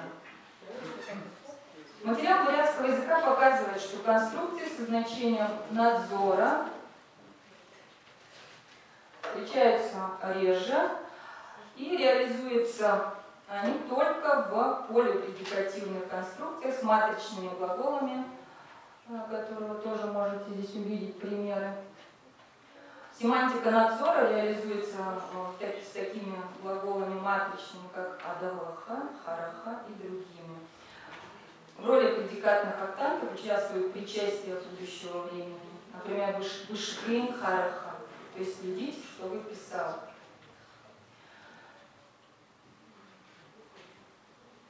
Посмотрев семантические типы каузации, мы пришли к выводу, что нужно идти дальше, и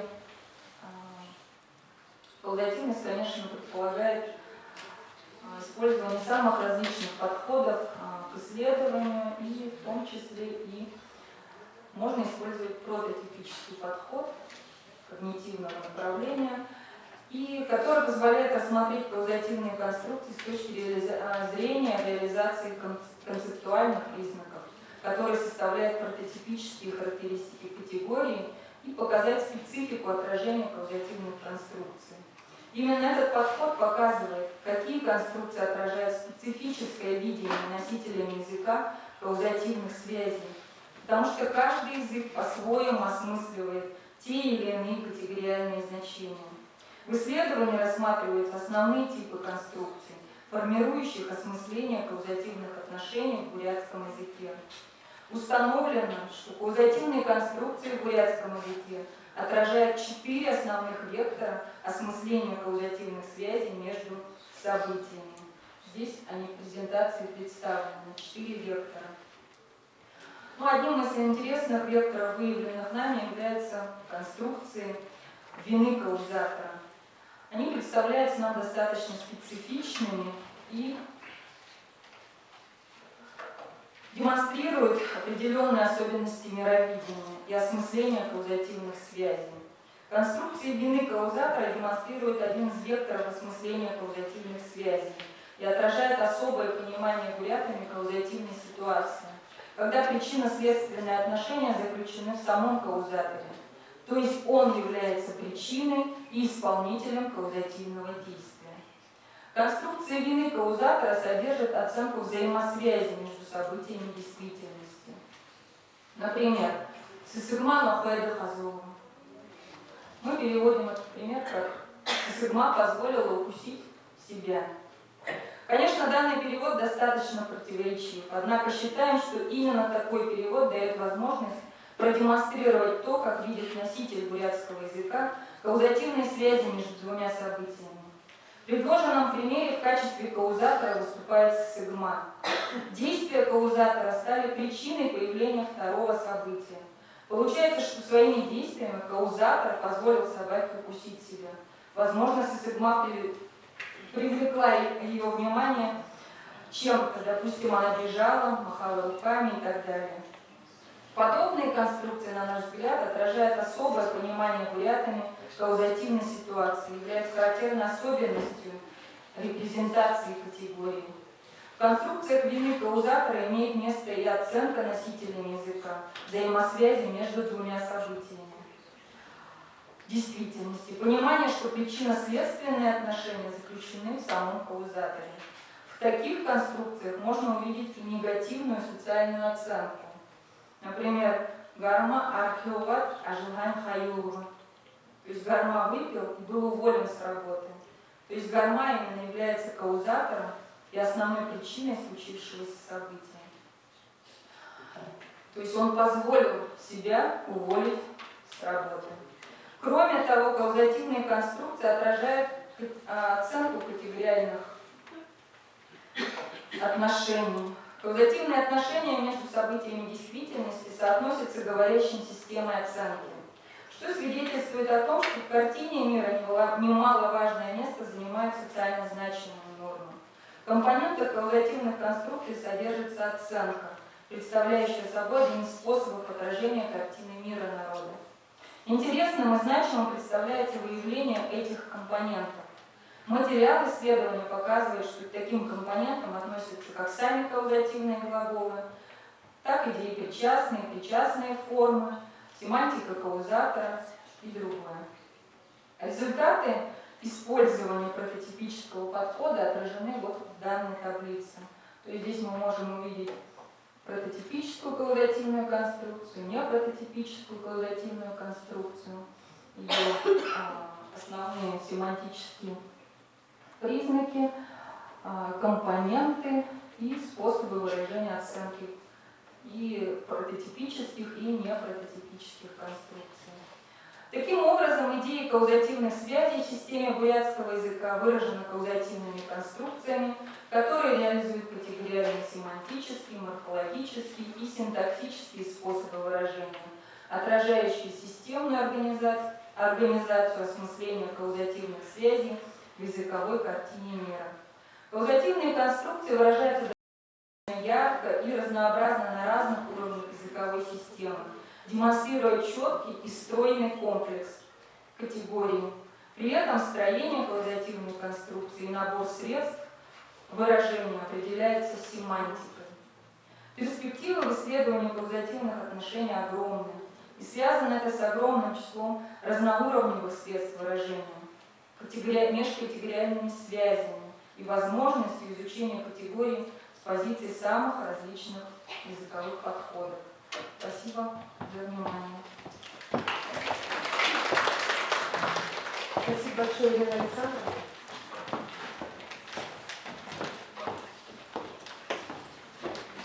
Мы продолжаем наши пленарные доклады. И слово предоставляется Александру Петровичу Майорову, доктору экономических наук, профессору, ведущему научному сотруднику Института русского языка Российской академии наук имени Виноградова, городе Москва, с докладом «Автохтонное заимствование в документном дискурсе 17-18 веков».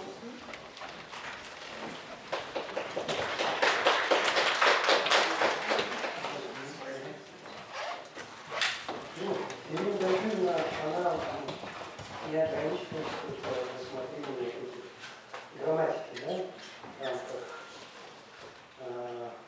бурятского русского языка. Она интересовалась лексикой. В моей памяти замечательная статья по заимствованию пуритизму русских народных фондов, когда мы в 1995 году выпустили первый сборник русские говоры Забайкалья. И вот такой интерес, да? Ну вот я прошу прощения, у меня, видите, тема все-таки немножко по-другому звучит. Эта тема для меня новая. И вот в последний момент пришлось немножко перестроиться.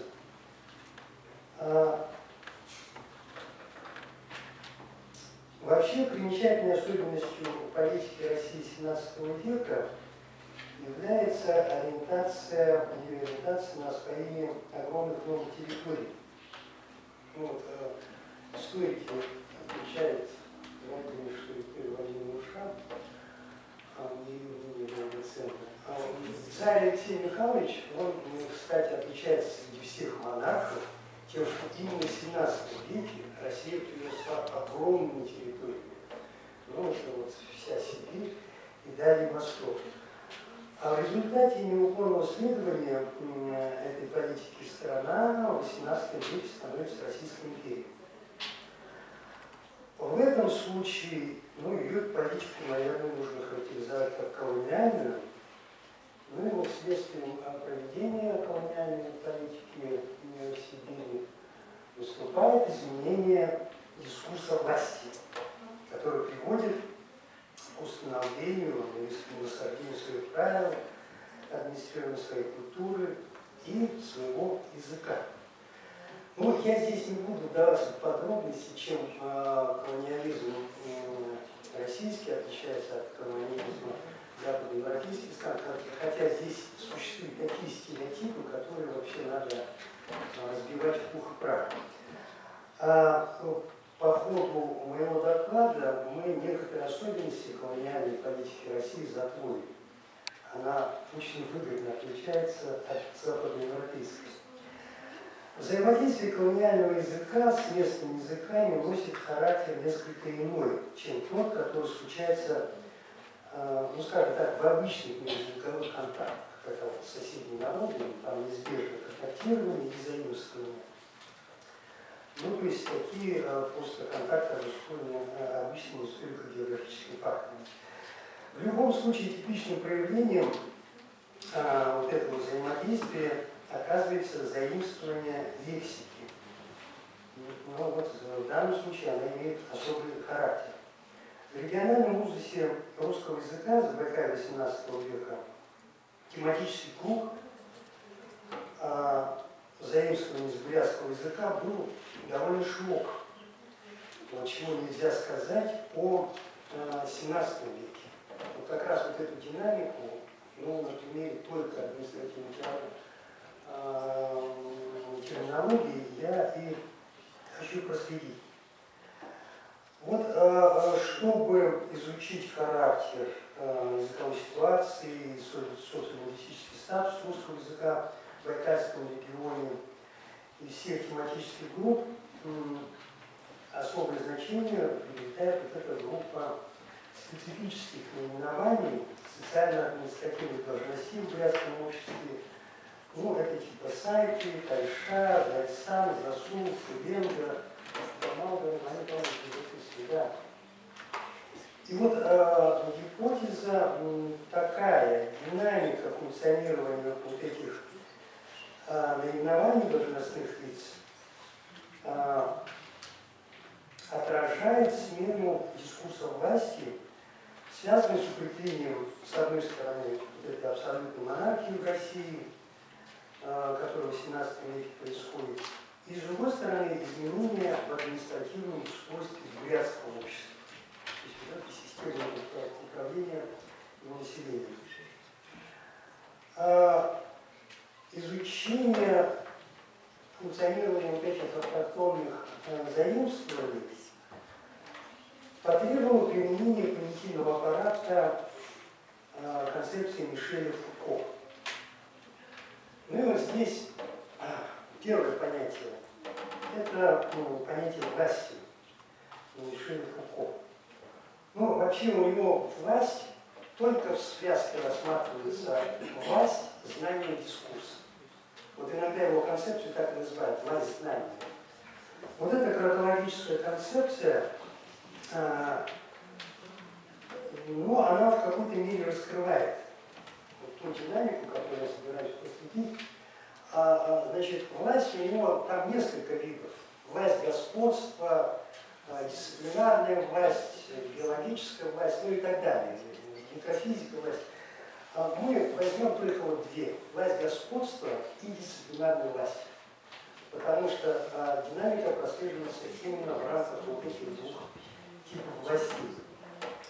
Что такое власть господства, ну я не буду зачитывать, вот здесь. Главную черту выделю, это очень жесткая вертикаль подчинения нижних вверху. И обычно вверх выражается в воле одного господина. Это царь. Вот эта монархия, она для истории российского государства, она имеет глубочайшие корни. Интерпретация государственного строя Московской Руси 15-17 века как вотчинного государства, есть такая еще теория вотчинного государства, она полностью отвечает вот этим характеристикам, которые на доске изложены. И здесь, ну именно вот приобретенные вот эти территории рассматриваются как полная собственность вместе с ясачными людьми, которые проживают, ну, которые считаются вот колонией. Соответственно, служивые люди, исполнители воли господина, да, поступают соответствующим образом. То есть, ну, первое, это, конечно, собирает леса, там, строят остроги, значит, защищает местное население, бурятские племена от набега мунгальских людей, ну и так далее. И так далее. А власть тесно связана со знанием. Но знание у Мишеля Фуко имеет особый характер. Ну и вот, кстати, называется по-другому эпистема. Эпистема – это набор дискурсивных практик, который выражает образ мысли, присущий определенной исторической эпохе. И вот эти дискурсивные практики нацелены на производство того знания, которое согласуется с политикой государства. Это не открытие истины, то есть это знание несколько иного характера. Вот. И эпистема, она как раз, как правило, меняется, как только меняется власть. Ну, в данном случае характер власти, да? Вот я немножко забегая вперед скажу, для 17 века это эпистема колонизации. Ну, соответственно, с этой политикой, которая... В принципе, вот эта связка власть, знание, дискурс объясняет. Вот это очень важная мысль, как раз в криминалистике переходим, объясняет, почему в том или ином дискурсе, тексте появляется именно такое высказывание, а не такое явление на его месте. Вот это основная мысль Мишеля Фуко. Вот я ее пытаюсь и проводить. Итак, менталитет московского вотчинного государственного аппарата был вооружен вот этой эпистемой колонизации, то есть теми дискурсивными практиками, которые были проникнуты идеей освоения новых территорий с целью получения максимальной прибыли при минимуме производительных сил и насаждение вот этой жесткой вертикали, о которой я говорил, беспрекословным подчинением низкого уровня высшему. Все согласно власти господства. Соответственно, документный дискурс 17 века, текст Собакальской правовой письменности, содержит эпистему колонизации, которая охватывает ограниченный набор жанров. То есть это не все. Ну, человечные тоже, в принципе, можно рассмотреть в этой эпистеме колонизации. Но в основном это отписки. Отписки царю, воевод, там разных служилых людей, разного ранга. Вот. И, в принципе, относительно бедная тематика деловых бумаг на фоне разнообразия жанров и изобилия тем тематики документов XVIII века. Вот. А потому что совершенно иная эпистема, другая ориентация власти. В документном дискурсе выделяется вот как раз ряд ключевых слов и выражений, ну, которые можно рассматривать как средство выражения колонизации. Я вообще здесь употребляю еще другой термин — дискурсемы. Дискурсемы, которые, ну, вот это не просто лексические единицы. Они употребляются в определенном дискурсе с определенным функциональным заданием, ну и самое главное, подчиняется вот этой определенной эпистеме. Вот. Ну, сразу обращу ваше внимание, я как раз буду рассматривать, это князец,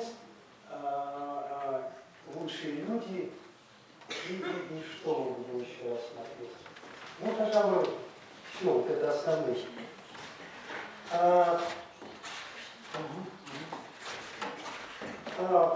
Ну вот как мы видим, всех искомых заявленных мной иноязычных терминов, которые характеризуют социальную структуру бурятского общества, среди перечисленных физических средств нет. То есть нет вот этих сайты, тайша, там, зайсан, засул и так далее. В русских документах 17 века мы имеем 4 варианта употребления вот этих терминов, точнее употребления и неупотребления, да? Либо употребляется спорадически, но вот этот термин «дорога», он очень редко, но встречается. Либо вот эти термины называют как родоначальников монгольских, так и бурятских племен. Ну, то есть вот шуленга, это может быть бурятский шуленга, а может быть монгольский шуленга. Либо вот эти термины в русских документах могут служить наименованием административных лиц монгольского общества. Очень широко употребитель термин «тайша» для обозначения вот этих монгольских чинов. Ну, либо вообще не употребляется засул царь. Но здесь встает вопрос, загадка, когда откуда эти термины берутся. Вот мы сейчас вот к этому и перейдем. Дело в том, что в колониальном восприятии русских того времени социальную структуру бурятского общества описывают только термины князцы, лучшие люди и улусные люди. Вот, то есть это в русских документах, вообще в во всех практически.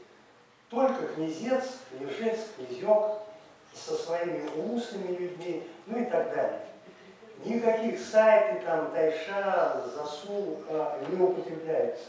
Откуда они взялись? Ну, сначала вот мнение историков рядоведов, они считают, что князцы обозначали вождей племен, которые стояли, ну, вот это вот по принципу кровного родства, лучшие люди, кто такие и так далее. Это практически у всех были рядоведов. Там Гылыкова, Хамхархаев, там, ну и прочие, ну, я думаю, вам имена мало что говорит. Так вот, получается, что отсутствие вот этих номинаций, да, служит знаком отсутствия этих реалий. Получается, что ну, как бы восприятие русских никаких тайшей, засулов и прочее нет. Откуда же тогда рядоведы это берут? Вот дело в том, что действительно наличие вот этих имен и, соответственно, денотатов, стоящих за них, в бурятском обществе было. Но здесь вот интересно, ну я сначала все-таки с точки зрения Гунова, Никита Петрович Гунов писал, все письменные источники показывают, что первоначально русские служилые люди первостепенное значение придавали только бурятским князцам, как лицам, по их представлениям, имеющим реальную власть среди бурят, право решать самостоятельно все вопросы жизни и быта. Вот. То есть в терминологии русских служилых людей и чиновников Московской Руси 15-18 века наименование князь, князец, княжество широко использовалось для обозначения общественных институтов русского феодального государства и экстраполировалось, да, переносилось на административное устройство коренных народов. То есть якутов, бурят, там, татар и так далее. Ну,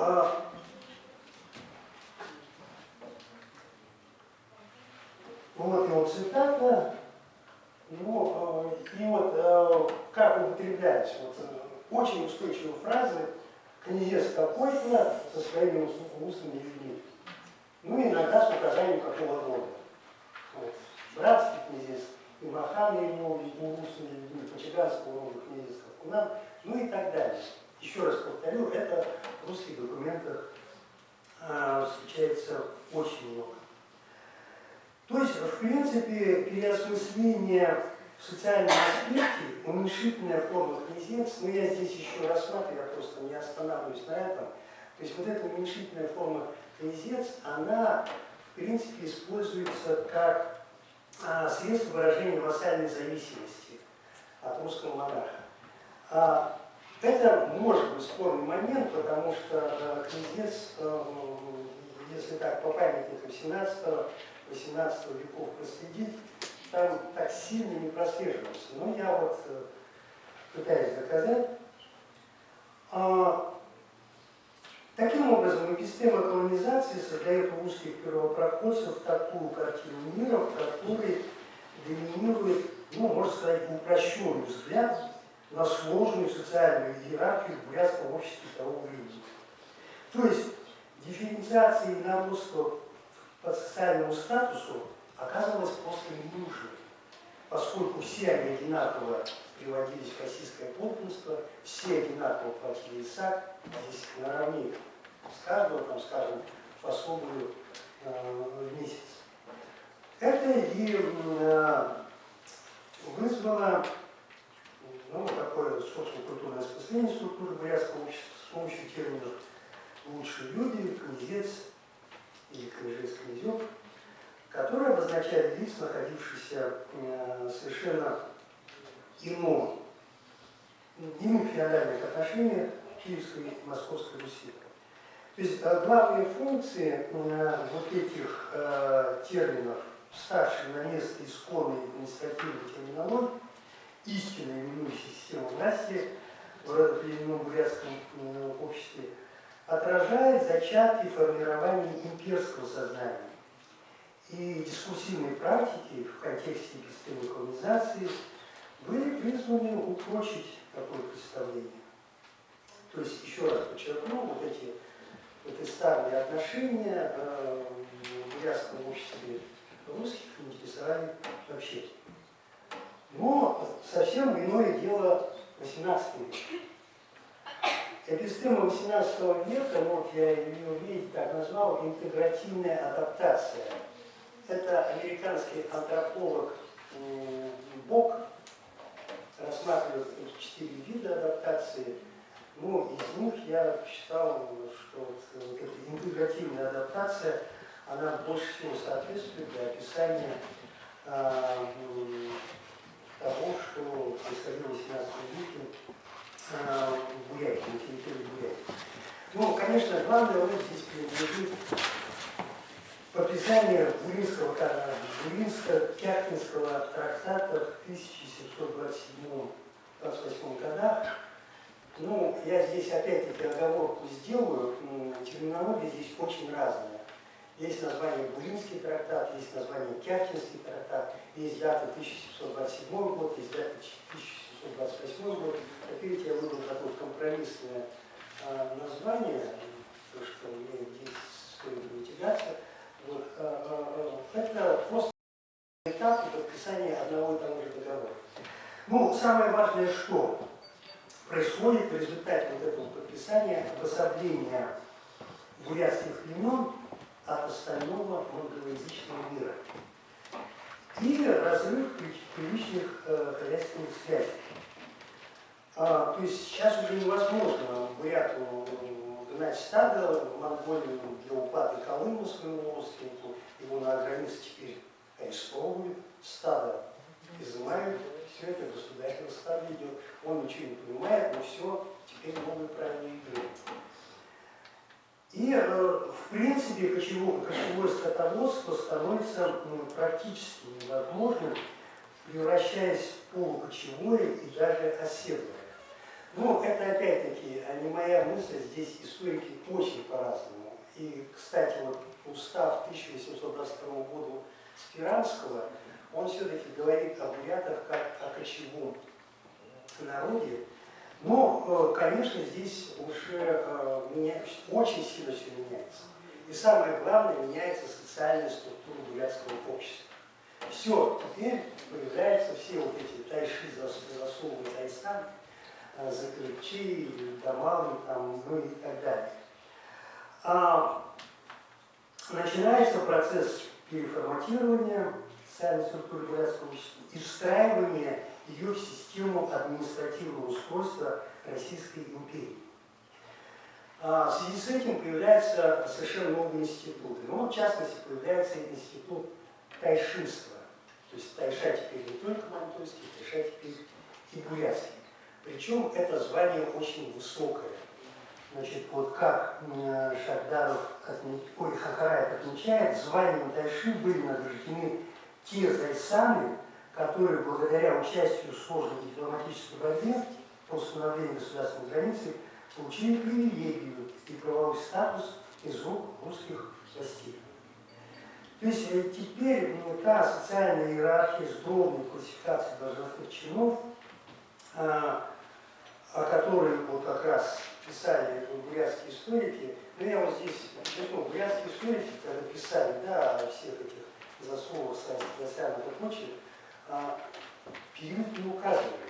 Вот я не знаю, с чем, с каким-то указками, слышали коллегами или что.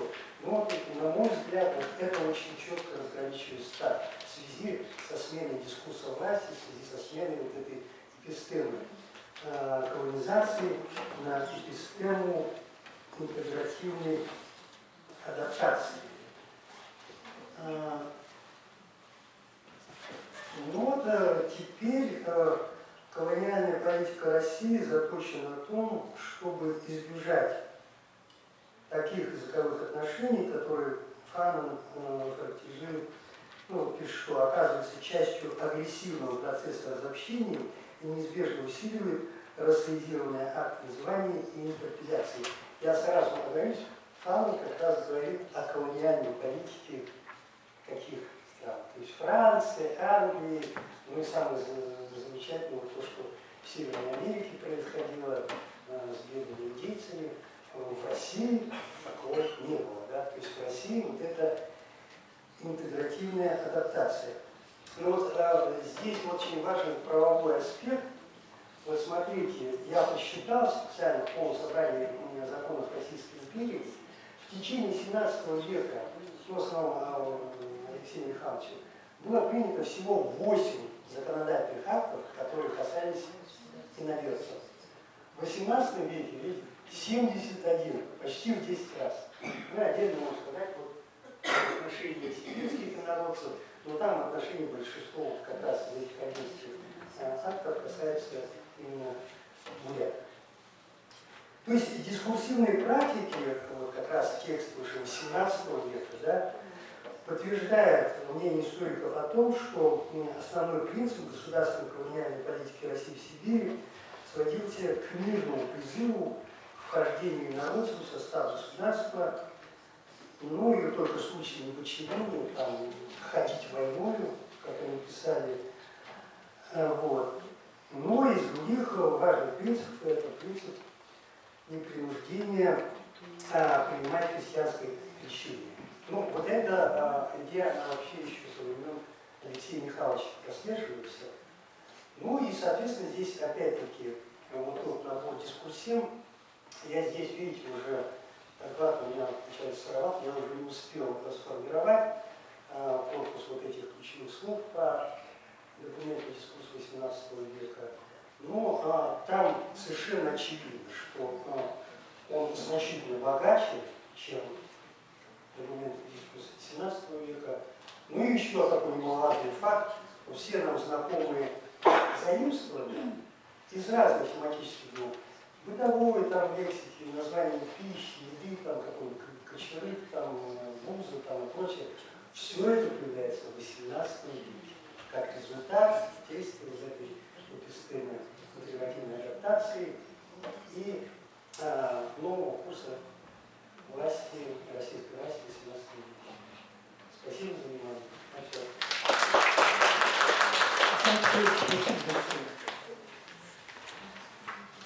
Итак, слово предоставляется Баргановой Екатерине Александровне, доктору филологических наук, доценту кафедры русского языка и общего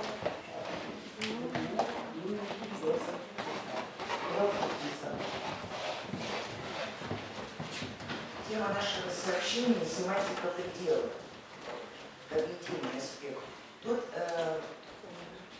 следует оговориться, что вообще семантика пространственных номинаций в любом языке мира в связи с приходом и со сменой такой как бы направления, парадигматического такого направления в изучении лексической единицы языка в целом, она определяется тем, что переход к антропоцентрическому подходу и в исследовании языка привел к тому, что пространственная лексика стала одной из тех онтологических категорий, которая позволяет осмыслить не только не знаю, пространственные, временные и какие-то другие смыслы, реализуемые в языке, но и, безусловно, служат для осмысления всех форм бытия, всех форм материи, которые в ней представлены в языке в том числе.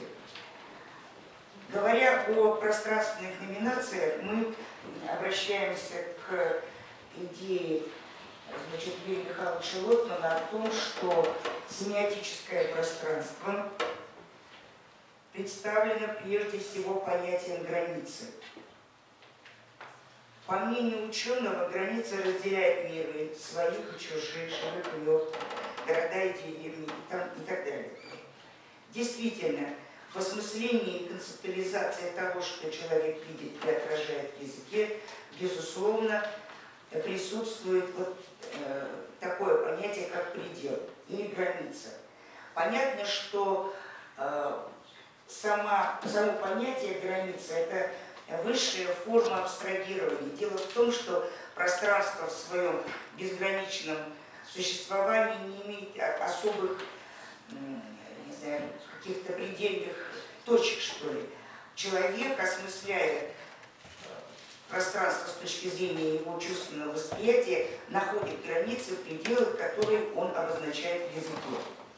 Вот Нина Борисовна Кичковская как раз и рассматривает начало и конец как продукт или конструкт обыденного сознания, результат широкого обобщения, высокого абстрагирования. В репрезентации семантики пространственного предела участвуют разные языковые средства. Лексические, словообразовательные, синтаксические, морфологические и так далее. Но вот в бурятском языке предметом нашего исследования послужили лексические единицы. Лексические средства, при помощи которых объективируется вот эта семантика предела. Вот, благодаря конструкту предела человеческое сознание осуществляет много операций. Прежде всего, каких? Ну, например, членит безграничную пространственную протяженность на какие-то сегменты. Эти сегменты позволяют человеку воспринимать мир, исходя из того чувственного опыта, который у него имеется в наличии. Поэтому, вот, посмотрите, семантизация происходит на основе каких лексических единиц. Ну, например, Олай Адер, да, устье реки, или же Хюнтехазер, предельный, конечный пункт и так далее. С помощью границ физического пространства носитель языка определяет место объекта, и поэтому предел представляет собой первичную степень ориентации в пространстве. Кроме этого, оппозиция начала и конца, оппозиция начала и конца для идентификации того или иного явления, не прибегая к описанию его отличительных признаков. Ну, например, Ихита Татаха, Мухаркарби, Бумайот и так далее. Установлено, что в концептуальном поле пространственного предела присутствует три дифференциальных когнитивных признака. Какие-то? Начало, понятно, да? Которое отражает представление наличия некого первичного состояния, пресуппозитивного. Второе. Дифференциальный когнитивный признак конца, обозначающего пространственную или временную завершенность. И границы, которые эксплицируют идеи, значит, разделения пространства на определенные сегменты.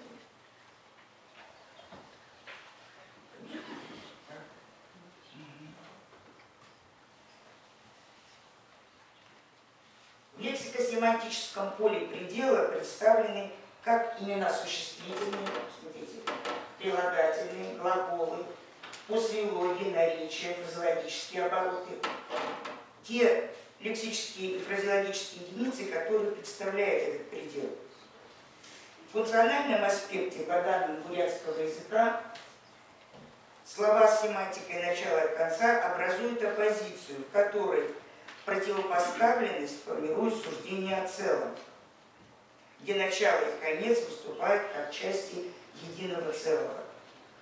Следует отметить, что вот такое положение дел, и когда начало и конец не дифференцируется, а представляет собой единый целый, особенно на временной оси, да, то это, возможно, такая общеязыковая универсалия, которая представлена во многих языках мира, в том числе и в русском.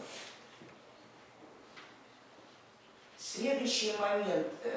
Осмысление пространственного временного предела основано на идее динамического перемещения, которое чаще всего репрезентируется или активируется глагольными формами.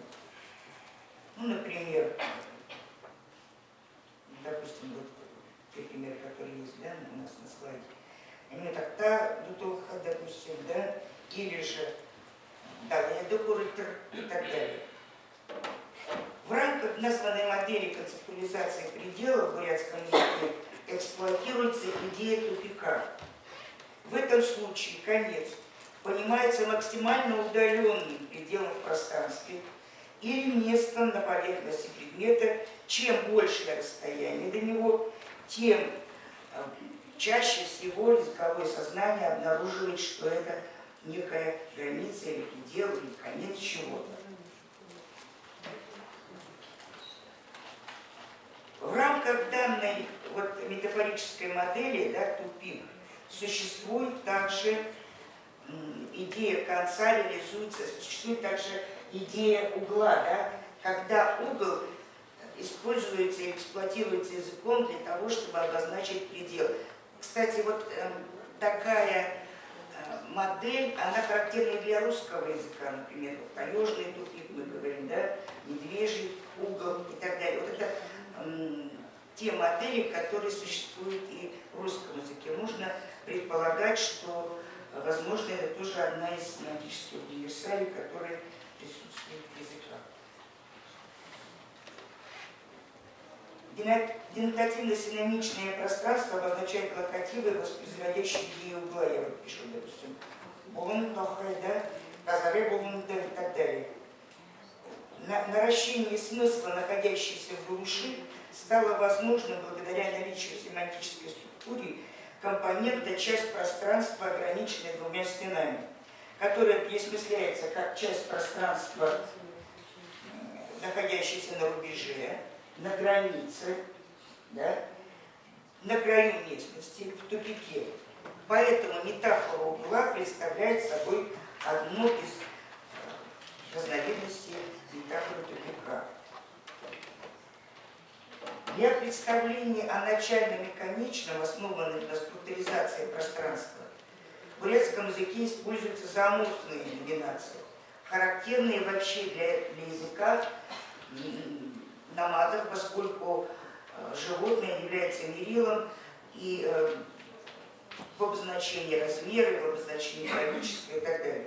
Поэтому осмысление пространственного и временного предела происходило, например, с использованием границ тела животного.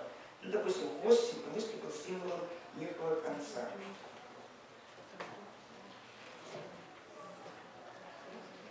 Понятно, что понятие начала и конца осмысляется не только при помощи зооморфных метафор, но в том числе и при помощи соматизма, потому что соматизм – это один из самых первичных, самых ранних способов обозначения того, что человек замечает, открывает для себя, осмысляет и категоризирует с точки зрения размера, удаленности, количества и так далее. Применяется, например, соматизм может.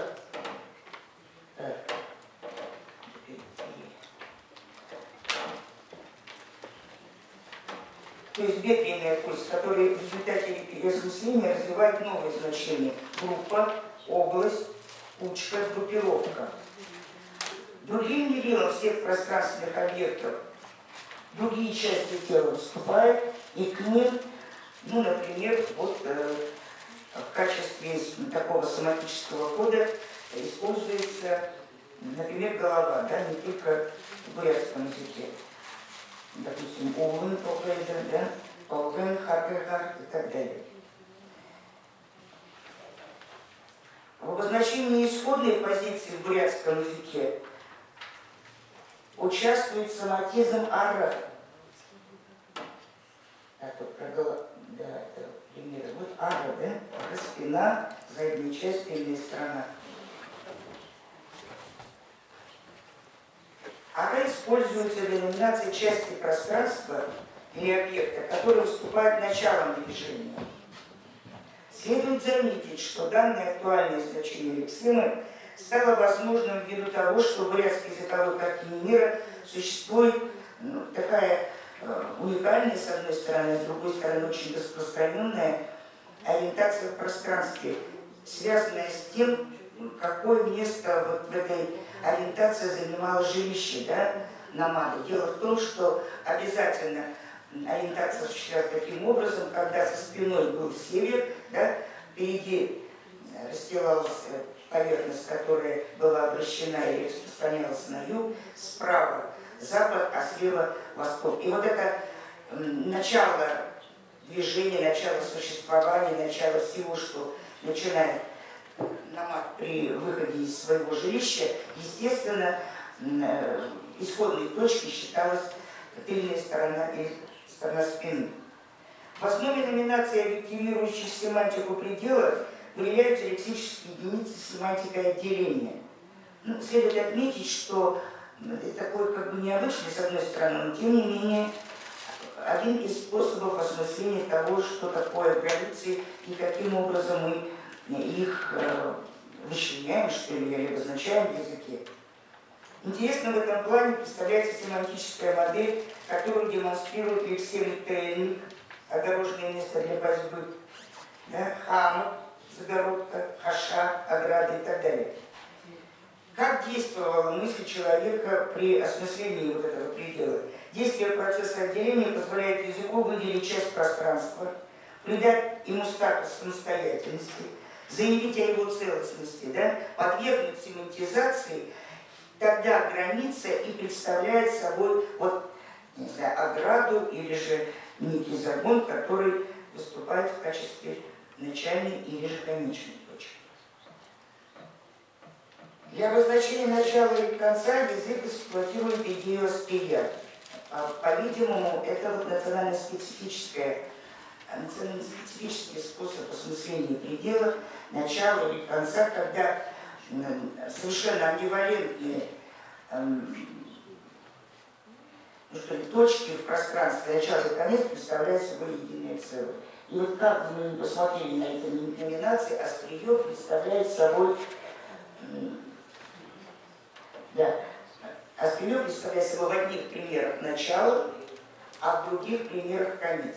Но мы уже с вами говорили, что и для русского языка это тоже очень характерно, возможно, да, это одна из универсалей, которая... Но то, что острие используется в качестве символа начала и конца, это, конечно, национально-специфическое для бурятского языка начало. В качестве начальной точки языковое сознание выбирает и идею основания. Начальная точка в пространстве – это тот момент, который, возможно, подразумевает указание на положение, предшествующее всем другим. Основание – это вот часть, откуда начинается начало действия, начало строительства, начало развертывания поселения и так далее. И указание положения, предшествующее всем объектам, естественно, выступает в качестве идеи начала. Анализ языкового материала показывает, что семантика начала не столь продуктивна в аспекте номинаций, которые использует язык. Да? Чаще всего все-таки номинируется конец, завершенность. И для этого используются идеи чего, например? Ну, как мы сказали, это тупика, вершины, бездны, предела, да, соматизма, зооморфизма и так далее. То есть ментальная сущность вот этого предела, границы начала представляет собой вот ту, ту абстракцию, которую человек осознает. Для того, чтобы обозначить в языке, он использует уже существующие идеи, такие как, только что я сказала, да, какие-то соматизмы, это, возможно, точки тела, да, человека, зооморфные границы, зооморфные метафоры, которые представляют собой обозначение границ тела животного. Это природные, безусловно, реалии, такие как бездна, или же бездна, или же вершина и так далее. Ну вот кратко о том, как семантика предела осмысляется в нашем бурятском языке. И в завершение я хотела бы выразить глубокую признательность и вообще любовь к Ирине Доржиевне, поскольку это мой учитель тоже. Мы очень дружили как коллеги, долгое время мы работали вместе. И всегда в Ирине Доржиевне меня, конечно, поражала вот ее глубокая искренность, не могла вообще вот говорить просто так, ради красного словца, какие-то, знаете, добрые пожелания. Это всегда был глубоко искренний человек, бесконечно добрый и настолько глубоко умеющий смотреть в суть того лингвистического материала, который он предлагал своим студентам, да, и своим аспирантам особенно. Елена Александровна совершенно справедливо говорила о том, что Елена Дашина подарила всем своим аспирантам такие темы исследований, которые послужили и служат до сих пор точкой опоры и роста и развития тех научных исследований, которые доселе очень актуальны. Ну, организаторам большое спасибо. Я думаю, что выражу общее мнение, что конференция по сопоставительному технологическому языкознанию должны у нас повторяться через какой-то момент, возможно, с периодичностью раз в 3 года или как, но они должны иметь место. Спасибо. Сегодня мы будем принимать резолюцию.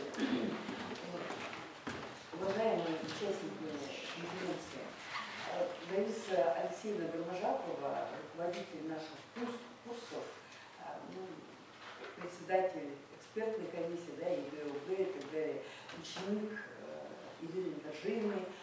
Мы уже говорили о том, что она в 2009 году защитила кандидатскую диссертацию. Она подойдет, чуть-чуть не успела.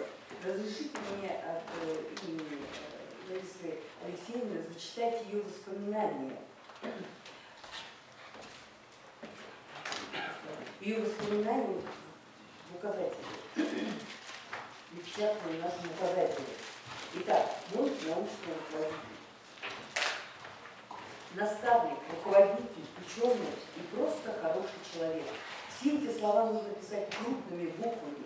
Все грани яркого жизненного пути Ирины Дашиной еще предстоит описать биографам науковедов. Я же хочу поделиться воспоминаниями о личных качествах моего научного руководителя. Ирина Дашина из тех людей, о которых думаешь и вспоминаешь с теплотой. Встреча с Ириной Дашиной – значительное событие в моей жизни, могу с уверенностью сказать, подарок судьбы. Мне представилась счастливая возможность быть участником научной лаборатории. Сразу хочу отметить высокую требовательность Ирины Дашиной к своим аспирантам. Она не терпела никакой фальши, была очень прямолинейным человеком, если дело касалось науки. На меня произвел очень большое впечатление один случай, когда я на тот момент школьный учитель русского языка и литературы, поступив в аспирантуру, впервые в жизни должна была написать научную статью. Проанализировав научные источники по теме диссертации, это были работы Виноградова, Арутюнова, Бондарка и других, выписав из этих работ самые главные в свою, в кавычках, статью, очень довольная собой принесла работу Ирине Дашиной. Прочитав все, что я написала, Ирина Дашина сказала: ну, так же нельзя, моя девочка, это же чистая компиляция, здесь нет ни одной твоей мысли. В статье должна быть проблема, и ты должна написать, что сама думаешь по поводу этой проблемы, как ее собираешься решать, а здесь просто изложение результатов чужих исследований. Меня как будто холодной водой окатили, так как мне, статья в кавычках, казалось безупречной. Я даже обиделась на Ирину Дашину за то, что она не оценила мой труд. Ведь я очень старательно написала эту, в кавычках, статью. Но она, не обращая внимания на мое хмурое лицо, терпеливо начала объяснять, о чем и как должна писать.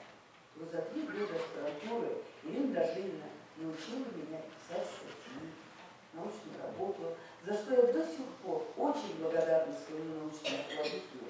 После, перечитывая свою первую статью, поняла, насколько я была далека от настоящей науки.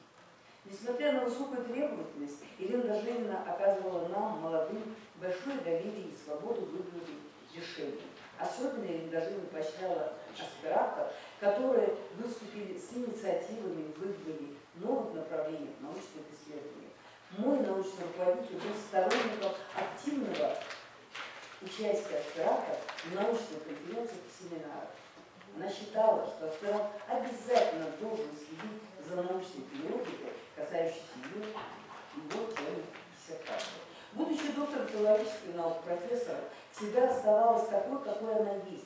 Ирина Дажинина была удивительно простым человеком. Никогда не подавала виду, что она умнее тебя. С ней было очень легко в общении. Всегда можно было посоветоваться по любому вопросу. Она внимательно слушала и говорила свое мнение, не навязывала его. Ирина Дажинина обладала даром. Она не только давала шанс любому человеку, но и всячески помогала ему в этом, проявляя заблуждение, терпение и так. Она считала, что дело не в умении, а в желании и трудолюбии. И если они есть, то добиться можно очень многого. Этот жизненный девиз моего научного руководителя не давал мне расслабляться. И одна только мысль о том, что Ирина Дажинина может подумать, что я чего-то не хочу сделать из-за лени или нехватки времени, заставляла преодолевать все жизненные трудности. В тот момент у меня появилась своя собственная установка. Если хочешь быть аспирантом у такого научного руководителя, то постарайся хоть немного соответствовать высокому статусу человека с большой буквы. Защита диссертации не означала разрыва научных и личных связей с моим научным руководителем. Эти связи поддерживались долгие годы, вплоть до ее ухода из жизни. Доверительность, теплота наших отношений оставалась до конца ее жизни. Каждый, кто с ней общался, чему-то научился. Один научился твердости с одновременной мягкостью, другой – преданности науке. Ирина Дажинина не только пример высоконравственного служения науке, но и исключительно светлый человек, думающий, доброжелательный, энергичный, умеющий понять, посочувствовать и помочь людям. Она все время жила в пространстве открытого диалога со своими коллегами, аспирантами. В заключение хотелось бы подчеркнуть, что Ирина Дажинина создала настоящую научную школу, которая занимается воплощением в филологическом образовании идей функциональной лингвистики. Она была и остается крупным ученым, лидером в силу своего научного и человеческого авторитета среди коллег. Ирина Дажинина сумела создать такую научную школу, что и через 10 лет после ее ухода из жизни на кафедре русского языка и общего языкознания витает дух научного творчества, свободомыслия, научной инициативы. И говоря об Ирине Дажининой, необходимо отметить, что все, что сделано ею для науки, будет долгие годы служить многим поколениям филологов. Каждое поколение филологов будет черпать знания из того большого наследия, которое оставил нам наш великий ученый Ирина Дажинина. Представляется, что исследование ее научных идей – это предстоящая большая работа. Лариса Алексеевна Громожапова, кандидат филологических наук, председатель экспертной комиссии по ЕГЭ, ОГЭ по республике Бурятия. Лариса Алексеевна подойдет, она вместе с нашей Еленой Васильевной Зыряновой, Елена Васильевна Зырянова, кандидат филологических наук, доцент кафедры русского языка и общего языкознания, они будут вести мастерскую учителя. Мастерская учителя после обеда, после обеденного перерыва, в 14:00 начинает работу именно здесь. У вас также будет работать Zoom. И еще, уважаемые коллеги, вы не торопитесь, пожалуйста, сейчас к нам должна подъехать телекомпания «Авидус». Мы же думали, что в 12:30 это закончили. Поэтому еще 10 минут. Пока есть у нас возможность, я бы хотела еще и предоставить слово. Да? Сейчас, секунду, зайдите. Смотрите, все же я хочу до конца еще, можно читаю еще немного, да? Потому что, видите, каждый из вас не сможет получить вот такой указатель, но здесь такие слова и такие воспоминания, что хочется просто читать, читать и читать. И вот можно я закончу чуть-чуть, вот немножечко еще, да, воспоминания Александра Петровича. Помните, я начало вам как зачитала, да, о том, что как будет у нас Ирина Дажинина. Пишет Александр Петрович, об Ирине Дажининой. Вот посмотрите, коллега, смотрите, так. Ирину Дажинину слушали известно, Александр пишет, ей был присущ вечный поиск нового и уже, казалось бы, знакомого для пересчета учебного материала. Поэтому она задавалась разными вопросами, поражающими иной раз удивительной интерпретацией прописных научных истин. Помню, как она допутывалась от меня, читающего курс по исторической грамматике русского языка. Каким образом все-таки произошла утрата рецептурных панелей? Кажется, ссылаясь при этом на болгарский язык, в котором действительно редуцированный век в определенных позициях сохранился. Защита ею докторской диссертации в зрелом возрасте лишний раз подтверждает, насколько глубоко в ее характере утвердились принцип многосторонности, существующего объема научных знаний в той или иной области современной лингвистики. Умение видеть научную проблематику и ставить все новые и новые вопросы. Отсюда и то, что требовало студента или даже не рутинного пересказа раздела из учебника, а какой-то попытки рассуждать на заданную тему. И при всей требовательности, строгости и внешней неприсутственности Ирина Дожина была добрым человеком. Ее доброта исходила от глубокого понимания крайне прихотливой природы человеческого ума и нравственности, бесконечного разнообразия людских характеров. Вот вопреки расхожей фразе о том, что незаменимых людей нет, на примере Ирины Дожиной Бухаевой можно констатировать, что они есть. Уникальное сочетание Ирины Дожиной не только названы, но и многие других свойств заставляет признать, что она незаменима, и что таких людей сегодняшнего образования безумно не хватает. Александр Петрович Майор. Вот, уважаемые участники, я, конечно, вас все уже основные какие-то